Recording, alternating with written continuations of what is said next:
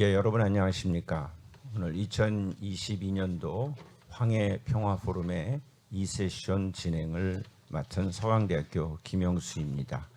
오늘 귀한 자리에 이렇게 아침 일찍부터 참여해 주셔서 진행자로서 사회자로서 심심한 감사의 말씀을 올립니다. 오늘은 중앙정부 또 우리 인천시가 북에 고향을 두고 오신 분들, 우리가 북한 이탈 주민이라고 공식 용어를 쓰는데요. 그분들을 향해서 우리가 실시해온 정책들을 한번 점검해보고 또 우리 지역사회에 맞는 정책을 새롭게 좀 적극적으로 만들어보는 것은 어떤가 하는 그런 취지에서 오늘 세션을 마련했습니다. 오늘은 세 분의 발표 또 세 분의 토론이 있는데 자료집을 이제 나중에 쭉 보시면 얼마나 오늘 세션을 위해서 귀한 자료들을 잘 다듬어 주셨는지를 알 수 있을 겁니다. 그래서 일단은 북한 이탈 주민 정책 현황 과제에 대해서 북한인권정보센터장이신 윤여성 박사님이 발표를 해주시고, 그다음에 일본에서 어제 밤에 오셨답니다. 아시아프레스 이시마루 지로 기자님께서 일본에 입국한 탈북한 분들의 현황 그리고 어떤 과제가 있는지 참 귀한 발표를 듣겠습니다. 그다음에 인천 하나센터장을 맡고 계시는 박철성 센터장님이 인천시에 거주하고 있는 북에서 오신 분들의 현황과 과제들을 발표해 주시겠습니다. 시간이 우리가 이 세션이 90분이 배정돼 있어서 많이는 못 드리고요.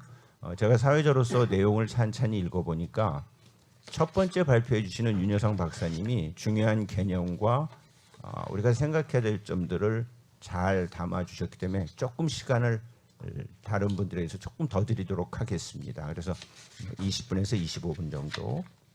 그다음에 우리 이시마루 지로 기자님과 박철성 센터장님은 한 15분 정도에서 조금 더 한 2, 3분 더 쓰셔도 될 것 같습니다.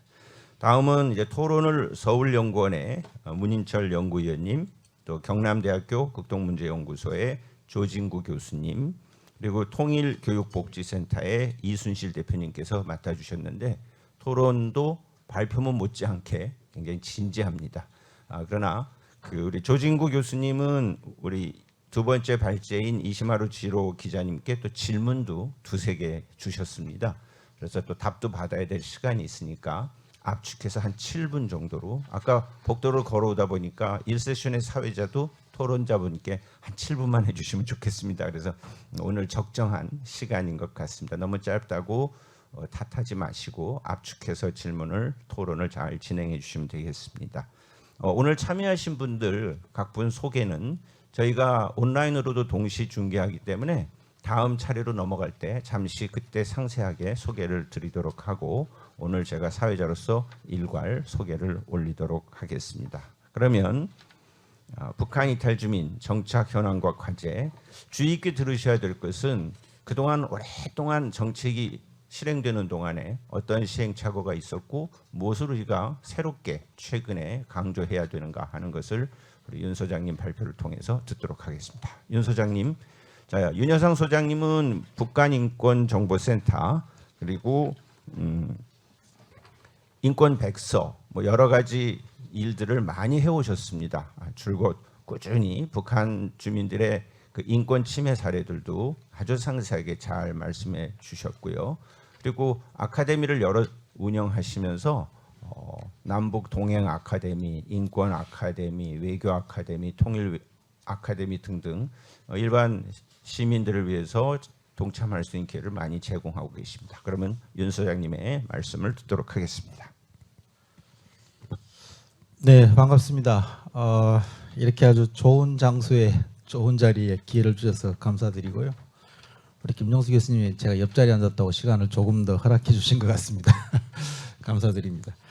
제가 오늘 말씀드릴 내용은 우리 북한 이탈 주민 정책이 어떻게 지금 되어 있고 또 정책과 관련한 부분에서 어떤 과제와 우리가 고민을 좀 나누어야 되는지에 대한 내용을 정리를 했고요.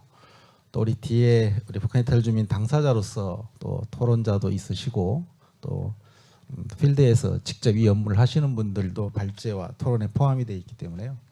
저는 대략 정책 중심으로만 말씀을 드리도록 하겠습니다. 제가 여기 지금 뭐 파워포인트에 정리가 되어 있기 때문에 가능하면 시간을 압축해서 사용을 하도록 하겠습니다. 뭐 일단 북한 이탈 주민이 어떤 분들인지에 대한 대략적인 설명을 할 거고요. 이제까지 현재 시점에 정착 실태가 어떠한가도 볼 거고요. 또 그러한 정착 실태를 만들어 놓은 결과론적인 정책의 내용도 설명드리고 정책 부분에 대한 과제를 조금 더 추가하려고 하고 있습니다. 지금 국내에 와 계시는 북한 이탈 주민 숫자가 34,000명이라고 되어 있죠. 전체 누적 이게 입국자 숫자입니다. 아마 독특하게 이 통계를 전체 이제까지 1948년부터 입국한 모든 분들의 통계를 내는 경우는 잘 없거든요. 이 중에 사망하신 분도 있고 해외로 나가신 분도 있는데 어찌됐든 이 누적 통계가 34,000여 명 정도인데 아마 국내 거주자는 3만여 명 정도라고 보시면 될 것 같습니다. 우리 뭐 영양군, 청송군 뭐 이런 이 지역의 군 단위 인구가 3만여 명 정도인 군이 상당히 많거든요. 그러니까 일개 군 정도의 인구가 우리 북한 이탈 주민 규모다. 그렇게 보시면 맞을 것 같습니다.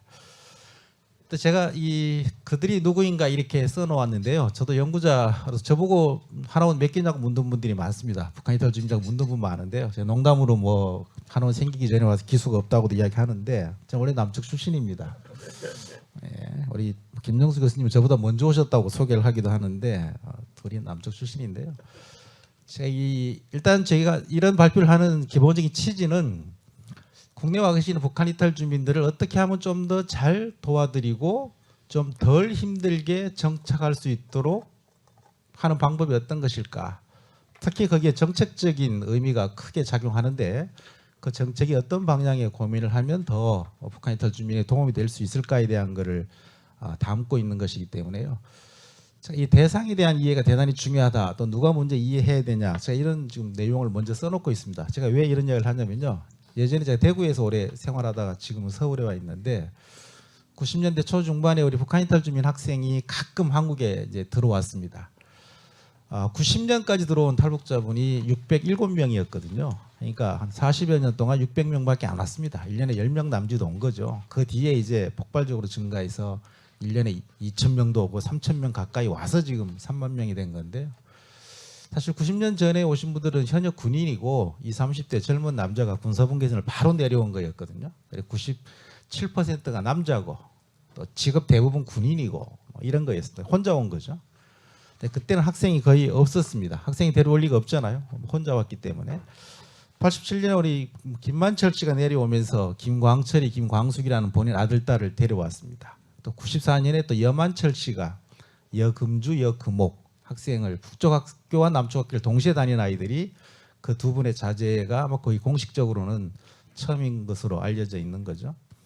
그 이유는 지금 학생들이 많이 와서 지금 대학생 1,500명 가까이에서 전체 북한 이탈 주민 출신 학생이 거의 3, 4천 명 가까이 비율을 차지하고 있는데요.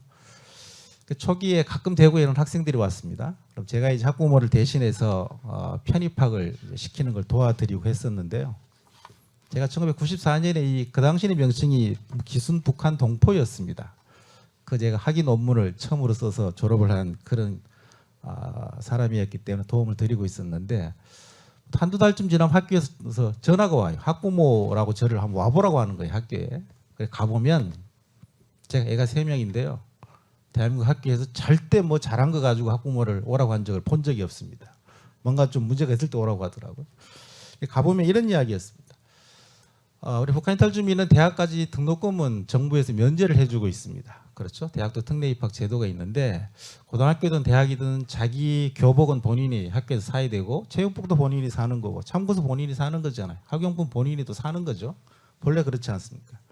그런데 탈북 학생이 한 명밖에 없고 그러니까 체육복도 아마 학교에서 전체 맞출 때 하나 이렇게 주고 교복도 아마 그런 식으로 도와주고 참고서도 선생님들이 한 권씩 주고 도움을 많이 준 것 같은데 그러면 뭐 감사하다든지 고맙다든지 뭐 그런 표시를 해야 되는데 뭐 뜨뜻미지근하게 뭐 고맙다는 말도 아니고 뭐 그렇게 넘어간다는 거예요. 뭐 감사 표시를 잘 안 한다 이거예요. 원래 북쪽 애들 다 이러냐 뭐 이런 식의 질문이었어요. 저한테 교사분이. 그래서 제가 그랬죠. 가서 선생님 북한에서는요 등록금 원래 공짜입니다. 그리고 학교에 입학하면 체육복, 교복, 가방, 지우개, 콤파스, 차, 연필 10자루, 노트 5권 원래 주는 거예요. 무료로. 물론 그 이후에 북한 경제가 무너져서 장마당에서 다 사야 되지만 원래 제도주는 공짜잖아요. 북한에서 15살까지 살다가 남쪽에 한화원 석 달 지나고 막 지금 2달째 학교 다니는 15살짜리가 5개월 만에 한국 와가지고 야 북한은 사회주의 체제니까 원래 공짜고 이러이러한데 한국은 자본주의이고 이러이러한 교육정책의 차이가 있는데도 남북한 체제 비교, 교육정책 비교 모든 걸 다 비교해서 아 그런데 내한테 이렇게 해주니까 내가 감사해야 되겠구나. 이걸 지금 요구하는 게 맞는 거냐? 그렇게 이야기했어요. 그래서 얼굴이 벌개지면서 뭐 그렇다 이거예요. 적어도 주류 사회가 있고 기존 사회가 있으면 새로운 사회 구성원이 들어오면 제 상식은 주류 사회 구성원이 새로운 사회에 들어온 사람의 사회적 배경이나 과정을 조금이라도 학습을 해서 그 학생이나 새로운 구성원을 이해하는 게 맞는 거지. 새로 들어온 사람이 모든 걸 바로 배워가지고 바로 적응해서 바로 맞추는 게 이게 맞는 거냐. 특히 상대적으로 더 발전된 사회라면 그거는 적합하지 않은 것 같다. 그러니까 누가 먼저 이해해야 되느냐. 그 대상에 대한 이해가 대단히 중요하다. 그거는 저는 북한 이탈 주민도 노력해야 되는 거지만 이 주류 기존 구성원들이 더 노력해야 되는 거다라는 것을 제일 먼저 말씀을 드리고 싶어서 그 이야기를 드린 것이고요. 사실 이 2019년에 우리 한성옥 모자 아주 안타깝게 아사했다고 하는 사건이 우리 크게 뉴스에도 나왔고요. 많은 탈북민 단체장들이 통일부 앞에 가서 시위도 하고 그랬습니다. 그랬죠? 근데 그때 뉴욕타임즈의 기사에 이렇게 써 있었습니다. 대한민국 언론은 이렇게 쓰지 않았어요. 먹을 것이 없어서 죽은 것이 아니고 희망이 없어서 죽은 사건이다. 2019년, 2020년 지금 대한민국에서요. 자기 집에 쌀이 떨어져서 먹을 게 없어서 굶어 죽는 사람이 누가 있습니까? 옆집에 노크에서 우리 집 쌀이 떨어졌는데 1kg만 주세요. 북쪽말로 1kg만 좀 주세요라고 하면 그거 안 줄 대한민국 국민 누가 있습니까? 냉장고에 먹을 게 넘쳐나서 내버리기 바쁜 시대에 살고 있는데 안 그렇습니까? 그거 가서 노크에서 달라고 할 그런 희망, 그런 환경, 그런 마음도 되지 못해서 그게 사실은 그런 상황에 이른 것이지 쌀이 남아 돌아서 고민하는 대한민국 사회에서 절대적인 식량 부족, 쌀의 부족은 아닌 거죠. 일종의 전달책이나 그런 것에 고민이 있었다는 거 아니겠습니까? 저는 그런 측면에서 우리가 좀 더 몇 가지 자세하게 봐야 한다는 생각을 갖고 있습니다. 또 그때 우리 통일부 앞에 가서 시위했는데요. 그 사건 관악구에서 발생했거든요. 왜 관악구청장한테 가서 해결하라고 이야기하지 않습니까? 통일부 장관이 뭐를 할 수 있습니까? 서울 광화문에 직원 500명 데리고 있는 대한민국에서 제일 작은 주로 기획하고 남북 대화하는 부서의 장관이 전국에 흩어져 있는 탈북민을 어떻게 그 사람이 식량이 있는지 없는지 알고 그 사람의 고민을 어떻게 해결해 줍니까? 그 동네에서 그거 하라고 동장님 있고 그 동네 투표에서 뽑은 구청장이 이거 하라고 있는 거 아니에요? 구청장한테 해결하라고 시위하는 걸 한 번도 못 봤습니다. 대단히 의문이었어요. 그 지역 주민인데 그 지역 유권자잖아요. 지역 주민이고 왜 동사무소에서 특히 투표로 선출하는 구청장한테 가서 왜 이런 문제가 발생하냐고 왜 이거에 대한 대책 세우라고 왜 이야기 못 합니까? 왜 서울시장한테 가서 이야기 안 합니까? 지역 주민이잖아요. 일반적으로 그런 일 생겨나면 다 서울시장한테 구청장한테 군수한테 동사무소 가서 문제 제기하고 해결하라 그러잖아요. 왜 북한 이탈 주민만 서울 시내 딱 한 곳에 있는 그 높은 장관한테 가서 만나주지도 않는 그 앞에 가서 문제 제기합니까? 저는 그런 게 근본적으로 좀 해결될 필요가 있다는 생각을 갖고 있습니다. 자, 이분들 뭐 북쪽에서 오신 분이죠. 가족 놓고 오고 집도 놓고 오고 자동차도 놓고 오고 친구도 놓고 오고 졸업장도 놓고 오고 연금도 있으면 놓고 오고 다 놓고 왔습니다. 맨몸으로 온 거잖아요. 가족 일부 데려오고.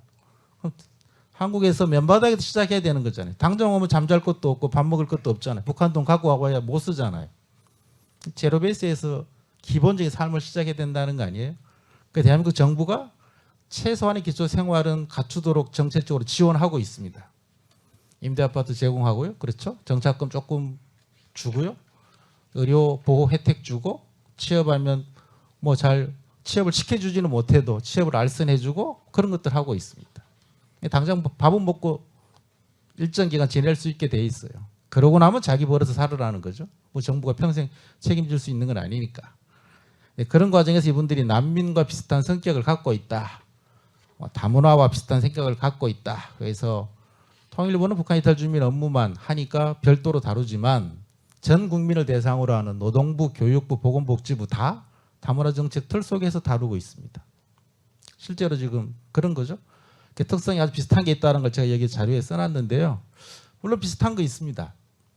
과정이 비슷하고 다시 본국으로 못 돌아가는 거, 연락 못하는 거 그런 차이 있죠. 하지만 비슷한 것도 있고 완전히 다른 것도 있어요. 대한민국에 지금 전 인구의 4%, 5%가 해외에서 태어나서 한국에 온 사람들입니다. 우리 이주민, 외국인 이렇게 결혼하러 왔면 뭐 돈 벌러 왔든. 근데 이 사람들요. 대한민국에서 자기가 살던 나라에 옷 입었다고 문제되거나 자기가 살던 곳에 부르던 노래 부른다고 누가 잡아가거나 눈치 주는 사람 전 세계 180개 국가 그 누가 와 있어도 아무도 없습니다. 딱 한 곳 북한 이탈 주민만 자기가 살던 곳에 노래 부르면 안 되는 게 있고요. 거기서 입던 옷 입으면 안 되는 게 있고요. 거기서 붙이던 배지 붙이면 안 되는 거 있어요. 유일합니다. 대한민국에서. 그렇잖아요. 이거 명백한 차이인 것이죠. 더한 것도 있습니다. 우리 말로. 뭐 천안함 사태나 연평도 폭격 같은 거 발생하면요. 그 북한이 포 쐈잖아요. 그럼 같이 옆에 직장 다니는 남쪽 동료와 북한 이탈 주민이 같이 있으면 그날 뭐라고 하는 줄 아세요? 야 임마 왜 포를 쏘고 지랄이야? 왜 사람을 그 죽게 해? 아니 포는 북한이 쐈는데 왜 옆에 있는 북한 이탈 주민 출신한테 왜 쐈냐고 묻습니까? 대한민국 최고의 고학력을 자랑하는 대한민국에서 이런 논리적인 모순이 어디 있습니까? 그런 일 발생하면 북한 이탈 주민 얼굴도 못 들고 아주 바짝 긴장해서 있어야 돼요. 그런 일이 있으면 면접 보러 갈 때 아예 그냥 포기하고 안 가는 선택이 발생할 수 있습니다. 이런 모순이 어디 있어요? 정말 포 쏜 놈한테 묻지도 못하면서. 그러니까 북한과 북한 주민, 북한 이탈 주민을 동일시하는 이 독특한 이 고정관념 같은 게 있습니다. 최대 피해자인 북한 이탈 주민이 그 부분까지 지금 독박을 쓰고 있는 유사한 상황이 벌어지고 있다는 거죠. 이게 편견, 고정관념 같은 게 심각하다는 이야기인 건데요. 자, 근데 북한 이탈 주민이 사실 한국에 와서 지금 남북 간의 대북 인도적 지원은 여러 정부 거치면서 지금 중단되었다고 하지만 실제 대한민국 사회는 대북 인도적 지원을 단 하루도 한순간도 중단한 적 없습니다. 왜? 북한 이탈 주민 때문에요. 이분들 60% 가까이가 아름으로 지금은 좀 더 어렵지만 코로나 때문에 북한에 송금을 하고 있어요. 가족들한테. 전화해서 바로 확인합니다. 얼마 받았는지. 송금 비용이 너무 비싸지만 이것보다 더 인도적 지원이 어디 있습니까? 가장 어려운 사람들한테 가장 정확하게 모니터링도 되고 대한민국 정부가 멈췄지 대한민국 사회는 멈추지 않았습니다. 북한 이탈 주민 때문에요. 통일되면 발생할 거라고 했던 우리 중원 문제, 북한이 결혼하고 있다가 여기 와서도 우리 결혼해서 살 수밖에 없었던 이산가족분들 통일되면 중원 문제, 가족 상속 문제 다 발생할 거 아니에요? 이거 이분들 때문에 이미 다 발생해서요. 법 제도적으로 이미 제도가 갖추어져 있습니다. 통일되면 만들어지고 고민할 것이 이분들로 인해서 법 제도적으로 이미 갖추어져 있는 상태예요. 통일 준비 이분들 때문에 저절로 된 부분이 있습니다. 저는 그래서 작은 통일 한국은 북한 이탈 주민들 때문에 이미 만들어진 거 아니냐. 또 뭐 일부에 우리 지금 한 10여 년 동안 31명이 오신 분 중에 재입국했다. 그중에 6명은 또 내려왔습니다. 남쪽에. 북쪽에서 남쪽으로 왔다가 다시 올라갔다가 또 다시 내려오고 그걸 뭐 정부에서 큰 사건처럼 이야기하는데요. 물론 사건이죠. 저는 그거 그렇게 대단하다고 보지 않습니다. 어쩌면 남한이 온 3만 명 중에 10,000명 북쪽에 다시 들어가면 북한 아마 까무러칠 겁니다. 그거 단속 아니라고 10만 명 붙어야 될 거예요. 뭐 그것을 잘하고 있다, 좋은 현상이라고 말할 수는 없지만 뭐 북쪽에서 태어나서 살다가 자기 가족 보고 싶고 어머니 보고 싶고 내 몸 불편하고 암 말기 판정 받으면 돌아가는 분 있을 수 있는 거죠. 저는 그거 뭐 사람이 그럴 수 있는 거다. 또 가서 3일이면 후회하거든요. 뭐 부모 보고 즐거운 건 3일이고 3일 뒤에 자유의 바람 때문에 고민스러운 것이거든요. 이게 자연스럽게 받아줄 수도 있는 거 아니냐라는 생각을 갖고 있습니다. 좀 더 몇 가지 설명을 드려야 될 게 있는데요. 제가 송금하는 방법이나 그런 것들을 여기 대략 자료에는 써놨습니다만은 그런 현상들이 지금 단속이 매우 세고 해서 어렵지만 일정 부분 있다는 거고요. 이분들이 대부분 한국 사회에서 정착이 쉽지 않습니다. 당연하죠. 우리 레드 컴플렉스 아직도 뭐 약간 삐딱하면 빨갱이라 부르고 그렇지 않습니까? 북쪽에서 오신 분들 자기 탈북민이라고 자신 있게 말하는 분, 성인들은 말투 때문에 어쩔 수 없이 이야기하지만 미성년 아이들 학교 가면 대부분 감춥니다. 왜? 그 공개해서 덕될 게 별로 없거든요. 성격적으로 좀 다르고 다른 입장 가진 아이들이 적극적으로 공개하는 경우 있지만 그거 쉽지 않습니다. 무엇 때문에요? 대한민국 사회가 그것에 대한 수용성이 별로 없기 때문이잖아요. 말로만 통일 그러고 말로만 통일 준비한다 그러지 당사자로 온 분들도 수용을 못하는 대한민국 인구의 1000분의 1 또 안 되는 숫자도 감당 못하면서 2분의 1을 감당하겠다고 하는 게 통일인데 그거 북한 이탈 주민들 넌센스라고 웃잖아요. 그거 우리가 반성해야 될 부분이 있다는 거죠. 자, 지금 와 계시는 분들에 대해서 대략 보면 독특한 게 두 가지가 있습니다. 일단 북한의 남녀 비율이 50대 50인데 이상하게 탈북자분 여성이 70%를 넘습니다. 독특한 거죠. 세계 난민들이요. 전 세계 난민 이주민 중에 아동은 18세 미만입니다. 30%가 원래 아동입니다. 근데 난민은 아동이 40%예요. 전 세계적으로요. 비율이 훨씬 높습니다. 그중에 상당수는 부모가 없어요. 그래서 그 난민 문제가 심각한 문제인데 여기 들어온 탈북민들 중에 아동의 숫자는 비율이 그렇게 높지 않습니다. 데려올 수도 없었다 이 말이에요. 난민들은 아동이 40%를 차지합니다. 근데 북한 이탈 주민은 아동의 비율이 평균보다 훨씬 낮아요. 여성의 비율은 절대적으로 높고 이거 난민들은 원래 50대 50이거든요. 여성의 비율이 월등히 높고 아동도 별로 없다는 건 무슨 말이에요? 훨씬 더 열악한 구조적인 조건에서 온 거다. 이런 말이거든요. 좀 규모가 대단히 좀 줄어서 통일부가 고민이 많습니다. 이 업계 종사자가 들어오는 탈북민보다 훨씬 많습니다. 지금. 금년 3분기까지 50명이 안 들어왔다는 거 아니에요. 하나원에 가보세요. 종업은 한 200명 넘을걸요. 지금 화천에는 교육생 한 명 있어가지고 뭐 3, 40명이 한 명 걔가 나가버리면 어쩌고 고민하고 있다는 거 아니에요.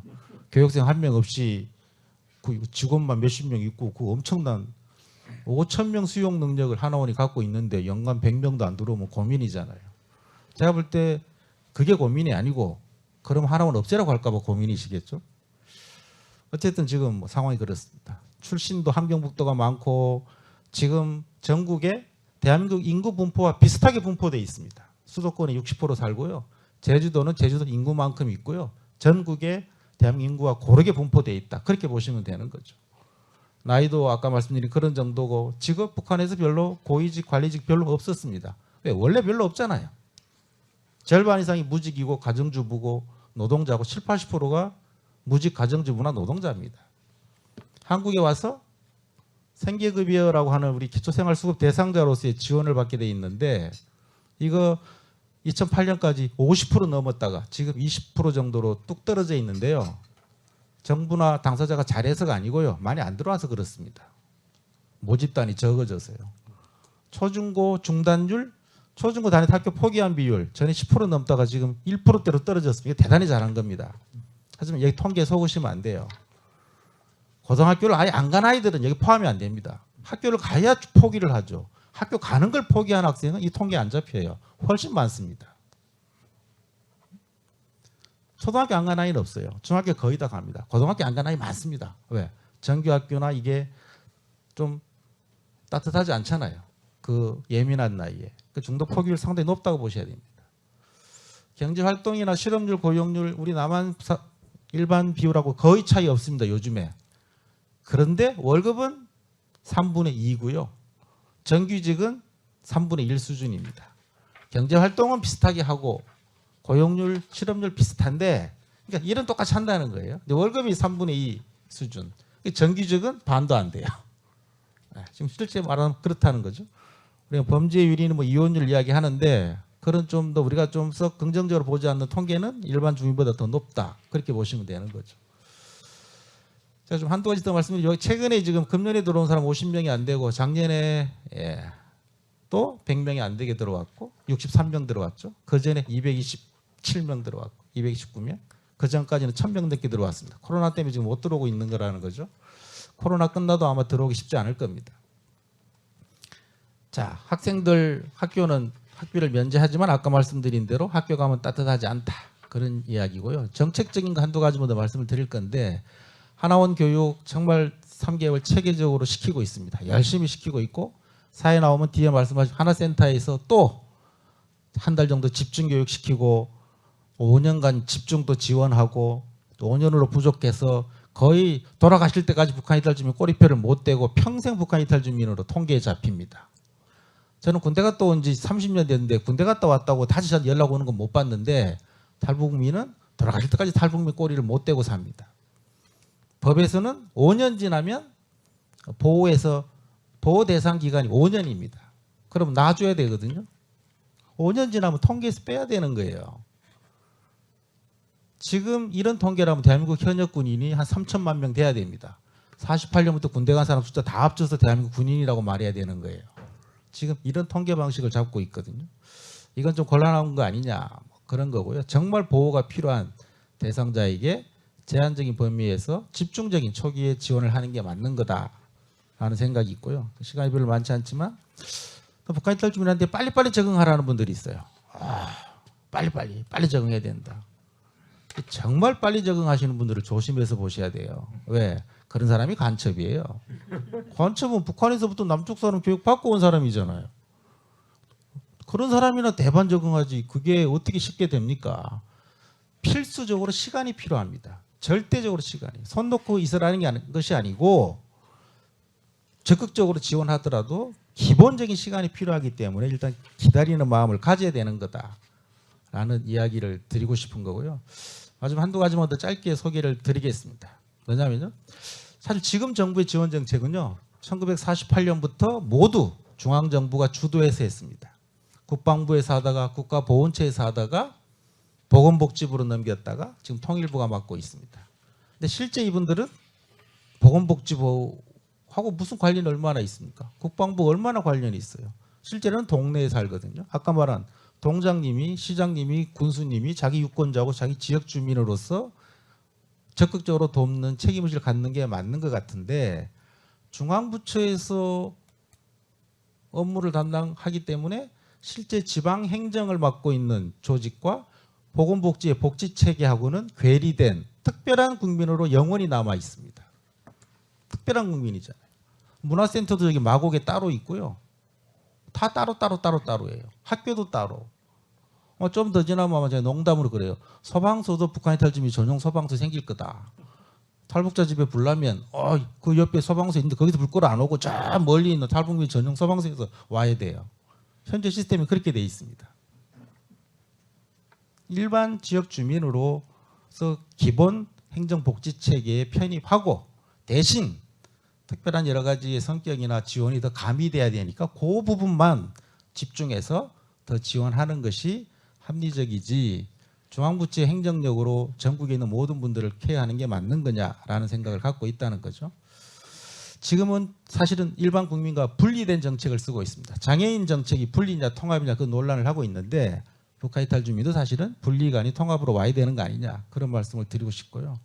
한 가지만 더 말씀을 드릴 건데 사실 우리 북한 이탈 주민분 중에서요. 정부에서 보호 대상으로 삼지 않는 대상이 있습니다. 이번에 2019년 동해안에서 들어온 2명 강제 북송 사건 그 표현이에요. 정부에서 비보호 대상이어서 북한으로 보냈다 이런 표현을 쓰는데 우리 법률에요.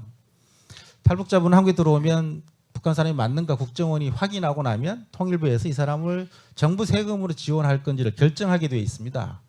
근데 거기에서 결정되면 이제 하나원 교육도 받고 정착금도 받고 뭐 아파트도 받고 다 이렇게 쭉 하게 돼 있어요. 그런데 북한에서 몇 가지 조항에 해당되는 사람은 보호 대상에서 제외하게 돼 있어요. 예를 들어 테러리스트, 뭐 마약, 또 한국에 온 지 3년 이상 있다가 신고한 분들, 이런 분 대부분은 한국에 와서 조선족 신분으로 왔다가 3년 이상 있다가 손든 사람이 절대 다수예요. 이분들은 주민등록증만 받고 남한에서 살게 돼 있는 거예요. 이런 분들을 정부 세금으로 지원하기는 곤란하다. 하지만 북한 주민은 당연히 대한민국 국민이기 때문에 보내는 거나 그런 건 상상할 수 없고 자신의 노력으로 사세요, 이런 거거든요. 저희 같은 민간단체나 종교단체가 약간의 지원을 하고 있습니다. 저희들이 그 역할을 하고 있는 건데요. 이게 비보호예요. 송환의 대상이 아니고 당신한테 세금 못 주겠다, 그냥 사세요, 이거예요. 근데 우리 제3국에서 출생한 자녀들이 있습니다. 탈북민들이 특히 여성분들이 중국에서 여러 상황상 현지에서 배우자를 만나서 자녀를 낳으면 그 아이가 한국에 엄마 따라 오잖아요. 또 엄마 찾아오잖아요. 이 아이는 북한 이탈 주민이 아니에요. 북한 이탈 주민은 북한에서 태어나야 됩니다. 자꾸 이 아이를 탈북 학생이라 그러는데 북한에 가본 적도 없는 아이를 자꾸 탈북 학생이라고 하면 어쩌라는 말입니까? 베트남에서 온 여성분이 낳으면 그 아이가 베트남 아이입니까? 대한민국에서 태어나 대한민국 아이는 똑같은 이야기거든요. 이 아이들은 학비 면제도 없고 대학 특례도 없고 다문화 정책에서의 지원을 일부 받는 겁니다. 근데 엄마 입장에서는 내 뱃속에서 북한에서 낳은 아이나 중국에서 낳은 아이, 여기서 한국에서 낳은 아이나 똑같은 거 아니냐, 이런 이제 논란이 있는 거거든요. 이 아이들도 한국어가 안 되기 때문에 특별한 보호가 필요하지만 이 아이를 저희들은 주로 미보호라고 하는 거, 보호 대상하고는 다른 개념으로서 특별한 지원이 필요하지만 탈북 정책하고 좀 달라야 되는 거 아니냐, 그런 이야기고요. 예, 제가 뭐 그 뒤에 몇 가지 더 써놨습니다만은 이런 부분에 있어서 우리 지역 사회와 또 특히 정부의 정책이 분리해서 통합으로, 중앙에서 민간으로, 현장 중심으로 가는 것이 더 합리적이지 않냐는 말씀으로 발표를 줄이겠습니다. 고맙습니다. 예, 우리 몸 안에는 두 마리의 개가 있다. 편견과 선입견. 백문이 불여일견이 필요하다는 말씀. 탈북민 전용 소방서가 생길 정도로 분리하면 안 된다는 말씀. 하여튼 중요한 여러 가지 얘기들을 짚어주셔서 1세션은 조금 더 시간을 드렸습니다. 자, 두 번째 세션은 아까 소개해드린 아시아 프레스의 이시마루 지로 기자님이십니다. 일본에 입국한 탈북민들은 어떠한 상황에 처해 있을까? 제가 한 20년 전에 일본에 한 1년 거주할 때 보니까 우리처럼 공개적이지 않고 굉장히 조심스럽고 탈북민들이 대민 접촉하는데 선글라스도 끼고 마스크도 쓰고 굉장히 조심하는, 왜 그럴까 했는데 오늘 발표문에서 잘 알 수 있을 것 같습니다. 자, 그러면 발표 부탁드립니다.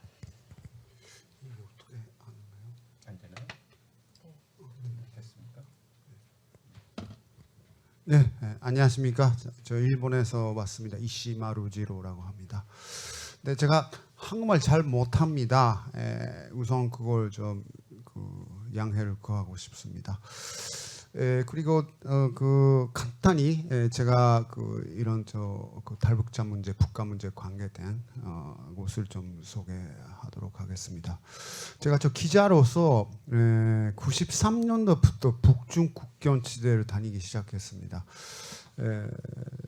네, 그 탈북자분들이 제일 많이 중국에 나온 시기가 한 97년 이후가 아닙니까? 그때 제가 너무 충격을 받아가지고 한 97년부터 2003, 4년까지는 한 1년에 한 절반 정도를 중국에 살다시피 해서 탈북자 취재를 계속 했었습니다. 그 중에서 일본 출신 탈북자분 처음 만난 거는 99년도였어요. 네, 일본어로 대화를 하고 그 다음에 옛날 일본 이야기, 그 다음에 일본에 있는 친족을 찾아달라라든지 그런 일본 출신 탈북자분들 만나서 일본 기자로서 해야 되는 역할이 있다라는 것을 좀 강하게 느껴가지고 그 후도 계속 취재를 하고 있습니다. 그리고 지금 대충 한 200명 정도가 일본에 살고 있는데요. 네, 그리고 한국에도 기국자 출신 탈북자가 한 400명 정도 삽니다. 네, 이런 분들이 북한에서 어떻게 살았는가 그런 생활을 기록하는 그런 단체를 제일 코리안들하고 그다음에 일본 사람 같이 이렇게 기록하는 작업을 하자고 해서 2018년도 사단 법인을 만들어서 계속 롱 인터뷰하면서 좀 기록집을 만드는 작업을 하고 있습니다. 네.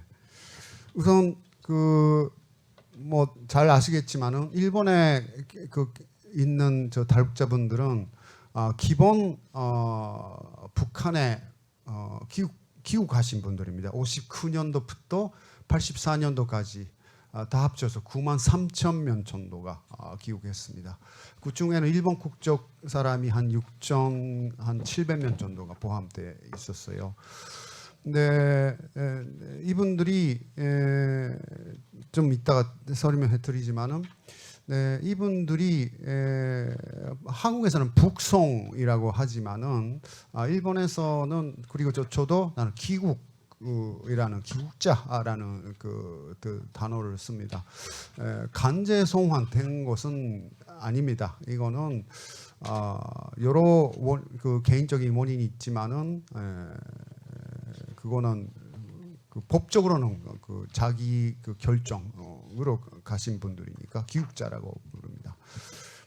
네, 아까 이 사진은 61년 4월달 니가타에서 배가 떠나는 장면인데요. 오사카 오사카 기국자 집당이라고 써 있습니다. 이때 한 1,100명 정도가 이 배 타고 귀국했습니다. 그리고 이거는 94년도경에 촬영된 북한에서 촬영된 사진인데, 네, 이분들은 기국자 가족들입니다. 북한에서 마지막 촬영한 기념 사진이라고 합니다. 이 중에서 한 3분이 탈북해서 지금 한국에 와 계십니다. 자, 탈북해서 일본에 입국한 경위부터 설명드리면, 첫 번째 사례는 63년도 천진항에서 천진항에 입항한 일본 화물선 몰래 타가지고 다시 일본에 들어온 사람이 아마 일본의 탈북자 첫 번째 사례일 겁니다. 그리고 90년대 소수가 입국했는데 그 다음에 2000년대 초에 중국으로 월경한 일본인처 그러니까 조선 사람의 배우자들이죠. 배우자분들이 가족하고 같이 중국에 월북해서 거기서 일본 영상안에서 보호를 받고 일본에 입국한 사례가 잇따랐습니다. 근데 일본인처가 법적으로는 1,700명 정도가 귀국했는데, 사실은 귀국 당시 59년, 61년, 60년대 초반에 귀국한 분들을 중에서 조선 국적으로 바꿔서 북한에 넘어간 분들도 많았습니다. 그래서 국적상은 북한, 조선이지만은 그래도 일본인처도 많았습니다. 그런데 현재까지 제가 조사한 바에는 현재까지 7명 정도가 일본에 입국을 했습니다. 근데 이분은 제가 99년도에 만난 분인데 지금 한국에 왔습니다. 기국자 2세, 그러니까 부모가 일본 태생이고 그다음에 북한에서 태어난 분입니다. 네,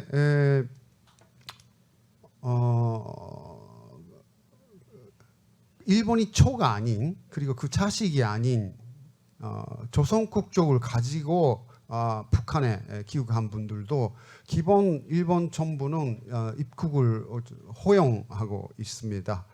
네, 뭐 그 탈북 조건, 탈북 환경은 이유는 뭐 한국에 들어온 분들하고 거의 똑같죠. 뭐 북한에서 살기가 어려워지고 그다음에 그 중국에 그 가는 루트가 생기고 해서 중국에 많은 분들이 넘어갔죠.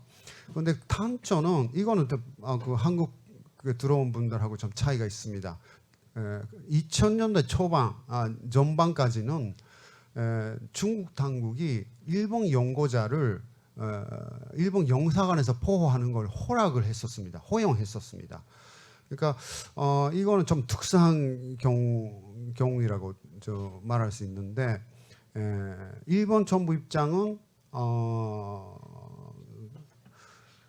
그러니까 일본 국적자 일본인처 그 자식들을 하고만 입국 허용하고 일본 출신 그 제일조선인들 입국 못하게 하면 이거는 정말 큰 차별 문제가 됩니다. 인권 차원에서도 문제가 됩니다. 근데 그 당시 2000년대 전반에 그 중국 그 련영성 심양에 있는 영사관 한 직원이 열심히 이런 탈북자분들 좀 도와주고 해서 루트가 생겼어요. 근데 이분들이 결국 영사관에서 보호를 받고 중국 그 당국에서 허락을 하고 직접 일본에 비행기 타고 왔었습니다. 그 다 합치면 한 30명, 40년까지 안 돼서 30년 정후가 일본에 왔을 겁니다. 그런데 그 숫자가 많이 늘어나면서 중국 당국은 좀 방침을 변경시켰습니다.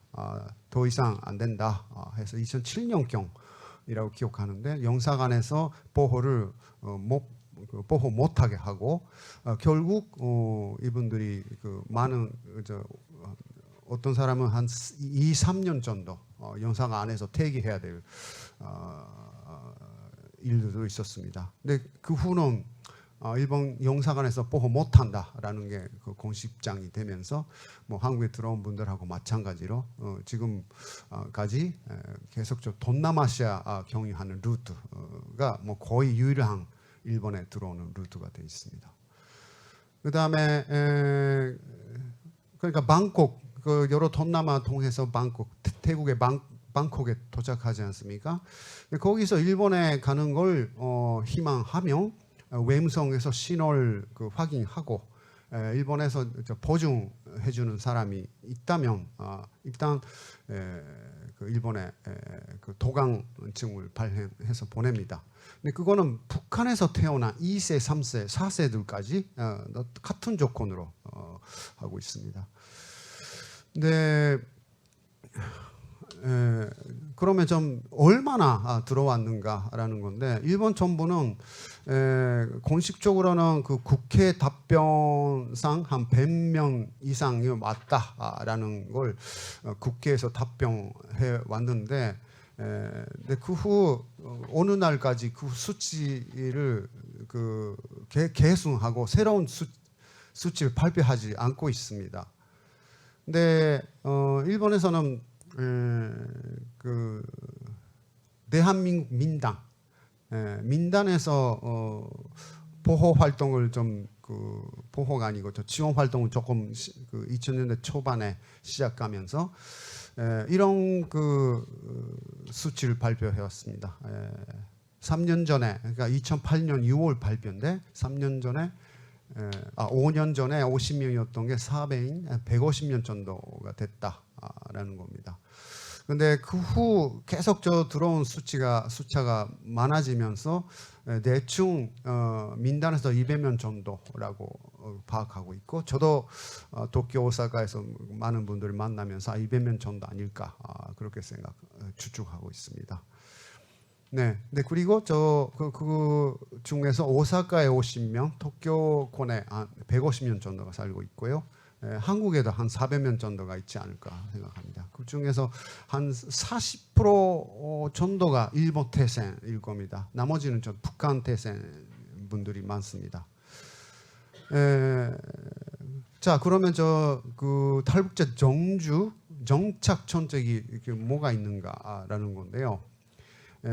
우선 제일 먼저 생기는 문제는 거주 자격 문제죠. 재류 자격 문제. 근데 일본에 입국시켰으니까 그거는 기본적으로는 그 사는데 문제가 자격적으로는 없는데 북한을 일본에서 그 외교 관계가 없기 때문에 기본상 무국적 상태에서 출발합니다. 근데 탄천은 한 1년부터 한 3년 사이 정도의 정주자 재류 자격으로 하고 그 다음에 그 한국 국적을 취득하거나 아니면 일본 국적으로 넘어가는 사례가 보통입니다. 근데 정주자가 되면 일단 거주지 그리고 뭐 여러 취업, 학교, 사회보험, 연금 등 이거는 일본인과 차이가 없어집니다. 근데 한국 국적은 그 취득하기 위해서는 한국 정부의 허락을 받아야 되지 않습니까? 주민등록을 해야 되는데, 근데 이게 원래는 그 일본 오사카나 도쿄 영사관에서 그 수속을 다 해줬는데 2010년도 경부터 많이 까다로워졌어요. 한번 한국에 가야 됩니다. 가서 국정원 조사를 받고 받아야 된다. 신문을 받아야 된다. 이런 식으로 제도적인 그 변화가 있어서 일본 입국한 분들도 너무 많이 그거에 대해서 굴욕감이라든지 불만을 느끼는 사람들이 적지 않습니다. 그래서 그런 부분도 있어서 한국 그 국적을 취득을 뭐 포기하고 바로 일본 국적으로 가려는 사람도 많습니다. 그리고 정착 지원 제도인데요. 일본은 납치 문제에 충격이 받아서 북감 관련해서 제도적인 인권법이라는 게 만들었습니다. 거기에 탈북자라는 그 단어가 써 있습니다. 근데 탈북자를 좀 인권 차원에서 좀 신경 많이 써줘야 된다라는 정도인데 뭐 결과적으로 말씀드리면 뭐 재정적인 그 전착 제도, 그 교육 그런 걸 제도로 보완한 거는 기본적으로는 없습니다.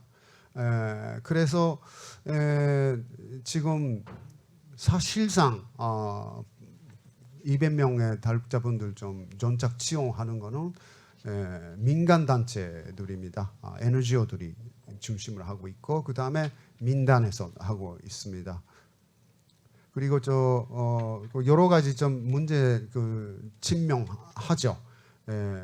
그 50년, 60년 만에 일본에 50년 만에 일본에 오면 완전히 일본 사회 시스템도 달라졌고 뭐 열차 타는 방법도 좀 많이 달라졌습니다. 그것부터 배워야 되고 그 다음에 자식들 교육 문제가 있고 거주하는 아파트 문제가 있고 사실 북한에서 왔다고 하면 너무 북한에 대한 이미지가 나빠졌어요. 납치 문제 때문에 미사일도 쏘고 핵실험도 하고 해서 일본 내에서 그 이미지가 나빠지면서 북한에서 왔다고 하면 그런 그 부동산 업자 중에서는 좀 거부감 있는 업자도 있어서 그 거부 당할 경우도 있습니다. 그리고 그 전착 지원 중에서 제일 중요한 것은 역시 그 생활비죠. 근데 젊은 사람들은 비교적으로 독립을 해서 잘 일을 하고 잘 그 적은 노력을 해서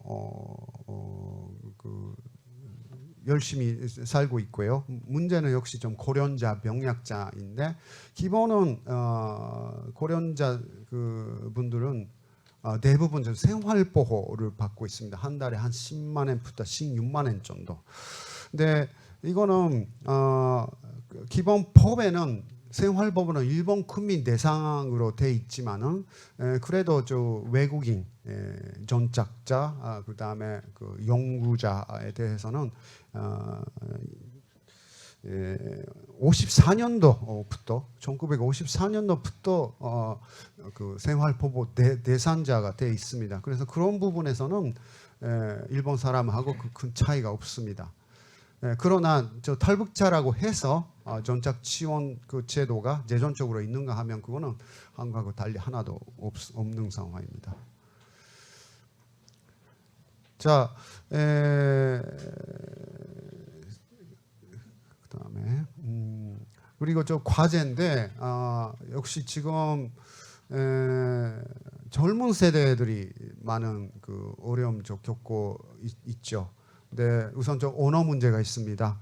언어 문제가 있고 그다음에 취업 그 일본 그 생활에 좀 뭐 적응부터 해야 되고 그다음에 북한에서 배워온 여러 기술들은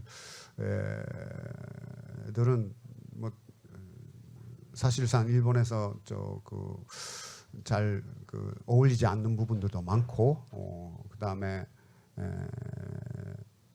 또 문제가 일본에서 초청령이 있기 때문에 너무 저 보안 문제에 많이 신경을 씁니다. 그러니까 혹시 자기가 저 북한에 두고 온 가족에게 영향이 생길까봐 일본 저 천년에서 그걸 조사해서 몰래 비밀리에 저 보고하고 있지 않을까라는 그런 걱정들을 많이 합니다. 그래서 그 200명 중에서 제가 보기에는 한 탈북자다, 북에서 왔다라는 걸 감추지 않고 살고 있는 분들은 한 10명 정도밖에 없지 않을까 그렇게 보고 있습니다. 네. 그리고 저 마지막으로 앞으로의 과제인데 지금 그 뭐 한국하고 마찬가지입니다.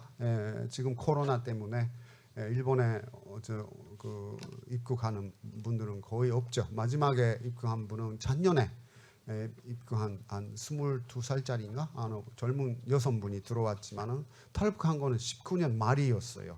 그래서 코로나 때문에 그 탈북 자체가 북한 떠나는 것 자체가 어렵다는 게 있지만은 근데 앞으로 아직까지 저 탈북자라고 해서 하나의 하나의 그 특정 그룹으로서 지원 제도가 없지만은 북한의 상황에 따라서는 많이 또 다시 들어올 수가 있으니까 그런 제도적인 보장 그런 걸 고려할 시기가 꼭 올 수가 있다 그렇게 보고 있습니다.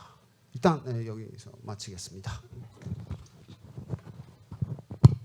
예, 아주 귀한 발표를 들었습니다. 사실 일본 안에 북한에서 다시 오신 그런 대상에 대한 접근이 참 쉽지는 않습니다. 일본 사회 직접 가도 뭐 이렇게 전체적으로 요약을 해서 발표해 주시는 분도 없고요. 그래서 오늘 저도 귀를 쫑긋하고 잘 들었습니다. 아주 귀한 발표 잘 들었습니다. 자, 다음은 오늘 마지막 발표로 인천 하나센터의 박철성 센터장님께서 해주시겠습니다. 지금 전국 하나센터 협회장도 맡고 계시고요. 특히 인천 우리 남동구에 북에서 오신 분들이 참 많이 계시는데 지역사회보장협의체 실무협의체 위원장도 맡고 계십니다. 자, 이제 시간이 총 35분 정도 남았습니다. 그래서 토론자분들도 토론문이 있으니까 맥시멈 7분을 넘지 않게 5분 정도면 더 제가 행복해질 것 같은 그런 것 같습니다. 자, 그래서 우리 박철성 센터장님 부탁드립니다. 네, 방금 소개받은 인천 하나센터 박철성 센터장입니다. 이 귀한 자리에 초대해 주셔서 감사하다는 말씀을 드리고요. 아마 이 자리에 초대해 주신 게 아마 제가 현장에서 이 일을 하고 있기 때문에 초대해 주시지 않았을까라는 생각을 합니다. 현장에서 북한 탈주민들을 지금 한 16년 정도 만나고 또 지원을 하고 있습니다. 우리 앞서 윤영삼 박사님께서 이제 북한 탈주민의 특성이나 이해에 대해서 또 많은 말씀을 해주셨기 때문에 제가 그러한 부분들의 말씀이 있어서 제 발표 현장의 이야기를 하기가 조금은 더 수월하고 또 들으실 때 이해할 수 있는 부분들이 생기지 않을까라는 생각을 갖습니다. 이 박사님의 강의를 제가 예전부터 일을 하면서부터 참 여러 번 듣는데 최근에 제가 박사님의 강의를 들으면 좀 현장에서 일하는 저도 한 사람으로서 약간 혼나는 그런 마음도 들기도 하고 또 현장이 좀 더 잘해야겠다라는 생각도 많은 갖는 그런 강의인 것 같습니다. 아까 박사님도 말씀하셨지만 사실 북한의 딸 주민들이 국내에 들어오셔서 정착을 하시면서 사실 여러 가지로 많은 힘듦이 있습니다. 특히 이 남북 관계가 좋지 않을 때는 직장이나 아니면 지역에서 이 생활을 하실 때 북한에서 일어나는 어떤 그런 일들로 인해서 북한 이탈 주민들이 아까도 말씀드렸던 차별과 또 선입견 이런 부분들의 어떤 부분들이 크다 보니까 더 심적으로 사실 이 탈북해서 정착하는 과정에서도 심리적인 많은 어떤 부담을 갖고 계신 분들이 또 그러한 이제 시선으로 인해서 더 많은 또 심리적인 어려움도 겪고 있습니다. 오늘 우리 여기 많지는 않지만 그래도 참여하신 우리 분들이 혹시라도 또 북한 이탈 주민에 대해서 또 이야기가 되어지는 자리가 있다면 조금 더 이제 긍정적인 마음과 또 포용하는 마음으로 또 이 북한 이탈 주민에 대해서 좀 좋은 이야기들을 많이 해주셨으면 하는 바람이고요. 저도 오랜 시간 이제 북한 이탈 주민들을 만나고 지원을 하고 있지만 사실은 아직도 잘 모르겠습니다. 제가 정말 많은 개인적으로 좀 다양한 어떤 생각도 있고 또 환경도 가지고 계시기 때문에 또 정착하는 그 과정이 또 어떤 거에 따라서 또 다 다르기 때문에 사실 계속 만나고는 있지만 만날 때마다 또 새로운 부분도 많이 있어서 북한 이탈 주민들이 딱 이렇다라고만 하나로 단정짓기는 참 어려운 그런 현장에서 일을 하고 있습니다. 제가 오늘 말씀을 드릴 거는 이제 정착 지원 현황인데 아까 말씀을 좀 해주셔서 그 부분은 조금 시간상 좀 제가 패스하도록 하겠고요. 북한 이탈 주민 인천시 그래도 이제 거주 현황이나 인천시에서 진행되고 있는 사업들 그리고 제가 현장에서 일하면서 가지고 있는 이런 인천시가 이런 과제 갖고 있는 과제 또 제언을 말씀드리면서 오늘 발표를 마치도록 하겠습니다. 네, 아까 지원 제도는 사실 여러 있었습니다. 그래서 자료를 참고해서 봐주시면 좋을 것 같고요. 지금 이제 아까 윤현상 박사님 말씀과 같이 사실 정착 지원에 다양한 이제 변화들이 있습니다. 이제 뭐 3만 아까 4천 명 말씀하셨는데 이 3만 4천 명이 이제 들어오고 또 2000년대 한 중반에는 정말로 연 단위로 한 3천 명에 가까운 북한 이탈 주민들이 입국을 하셨습니다. 그러다가 이제 국경이 북한의 이제 정권이 바뀌면서 국경이 강화되고 또 이제 또 코로나로 인해서 또 국경이 봉쇄되고 하면서 사실 최근에 아까 박사님도 말씀하셨지만 급격하게 사실 감소를 했습니다. 그래서 거의 입국하는 분들이 없다라고 저희가 볼 정도로 많이 이제 감소를 했고요. 저희 인천 같은 경우도 월 많이 들어오실 때는 월 최소 4명에서 많게는 20명, 평균 10여 명의 분들이 매월 이렇게 들어오는 어떤 그런 사항들이 있었고요. 그렇지만 이제 아까 관악구 모자 사건이 발생이 되면서 또 이제 그리고 북한 이탈 주민 입국자가 줄어들면서 이제는 국내에 입국했던 분들의 다양한 어려움을 좀 보게 됐고 또 그분들 중에 이제 위기 각오가 발생이 되는 아까 모자 사건과 같은 이제 그런 사항들이 발생되는 그런 일들이 있었습니다. 그러다 보니까 통일부에서 이제 안전지원팀이 올해 출범이 되었고 또 북한 이탈 주민 위기 대상자에 대한 어떤 발굴이나 지원하는 그런 부분들이 좀 올해 많이 강화가 되고 있습니다. 그래서 정착 지원의 어떤 그런 환경은 이렇게 지금 변화되고 있다라는 부분이고요. 또 이런 변화에 따라서 지금 지원되는 어떤 그런 이슈들도 바뀌어가고 있습니다. 과거에는 이제 많이 들어오실 때는 초기 정착 지원의 중심이었습니다. 그렇지만 지금은 재정착하고 있는 위기 대상자들의 어떤 그런 지원으로 강화가 되고 있다라는 것입니다.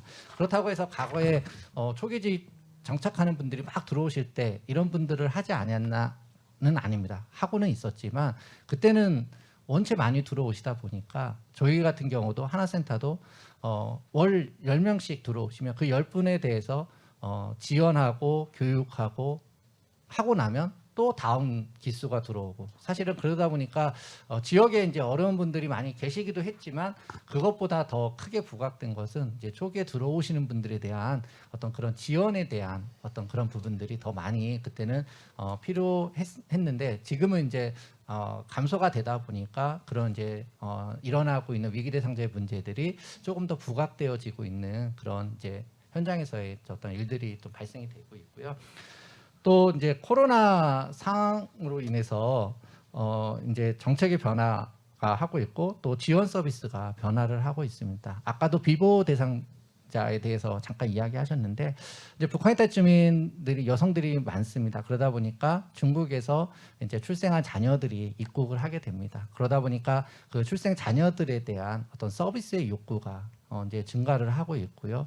또 이제 정착을 하는 과정에 이런 위기의 유형들도 지금 다양화되고 있습니다. 그래서 20대, 30대 들어오셨던 분들이 이제는 시간이 흐름에 따라서 이제 고령화가 되고 있고 또 이제 혼자 생활하시는 이제 독거 어르신들의 이제 그런 수도 증가를 하고 있고 또 더구나 이제 탈북하는 과정에서 또 아까처럼 이제 정착하는 과정에서 이제 정신적으로 이제 힘들어하시는 그런 분들도 이제 다양하게 이제 생겨나고 있습니다. 그래서 그분들에 대한 어떤 지원이나 이런 서비스도 이제 현장에서는 조금 변화되고 있다라는 거고요.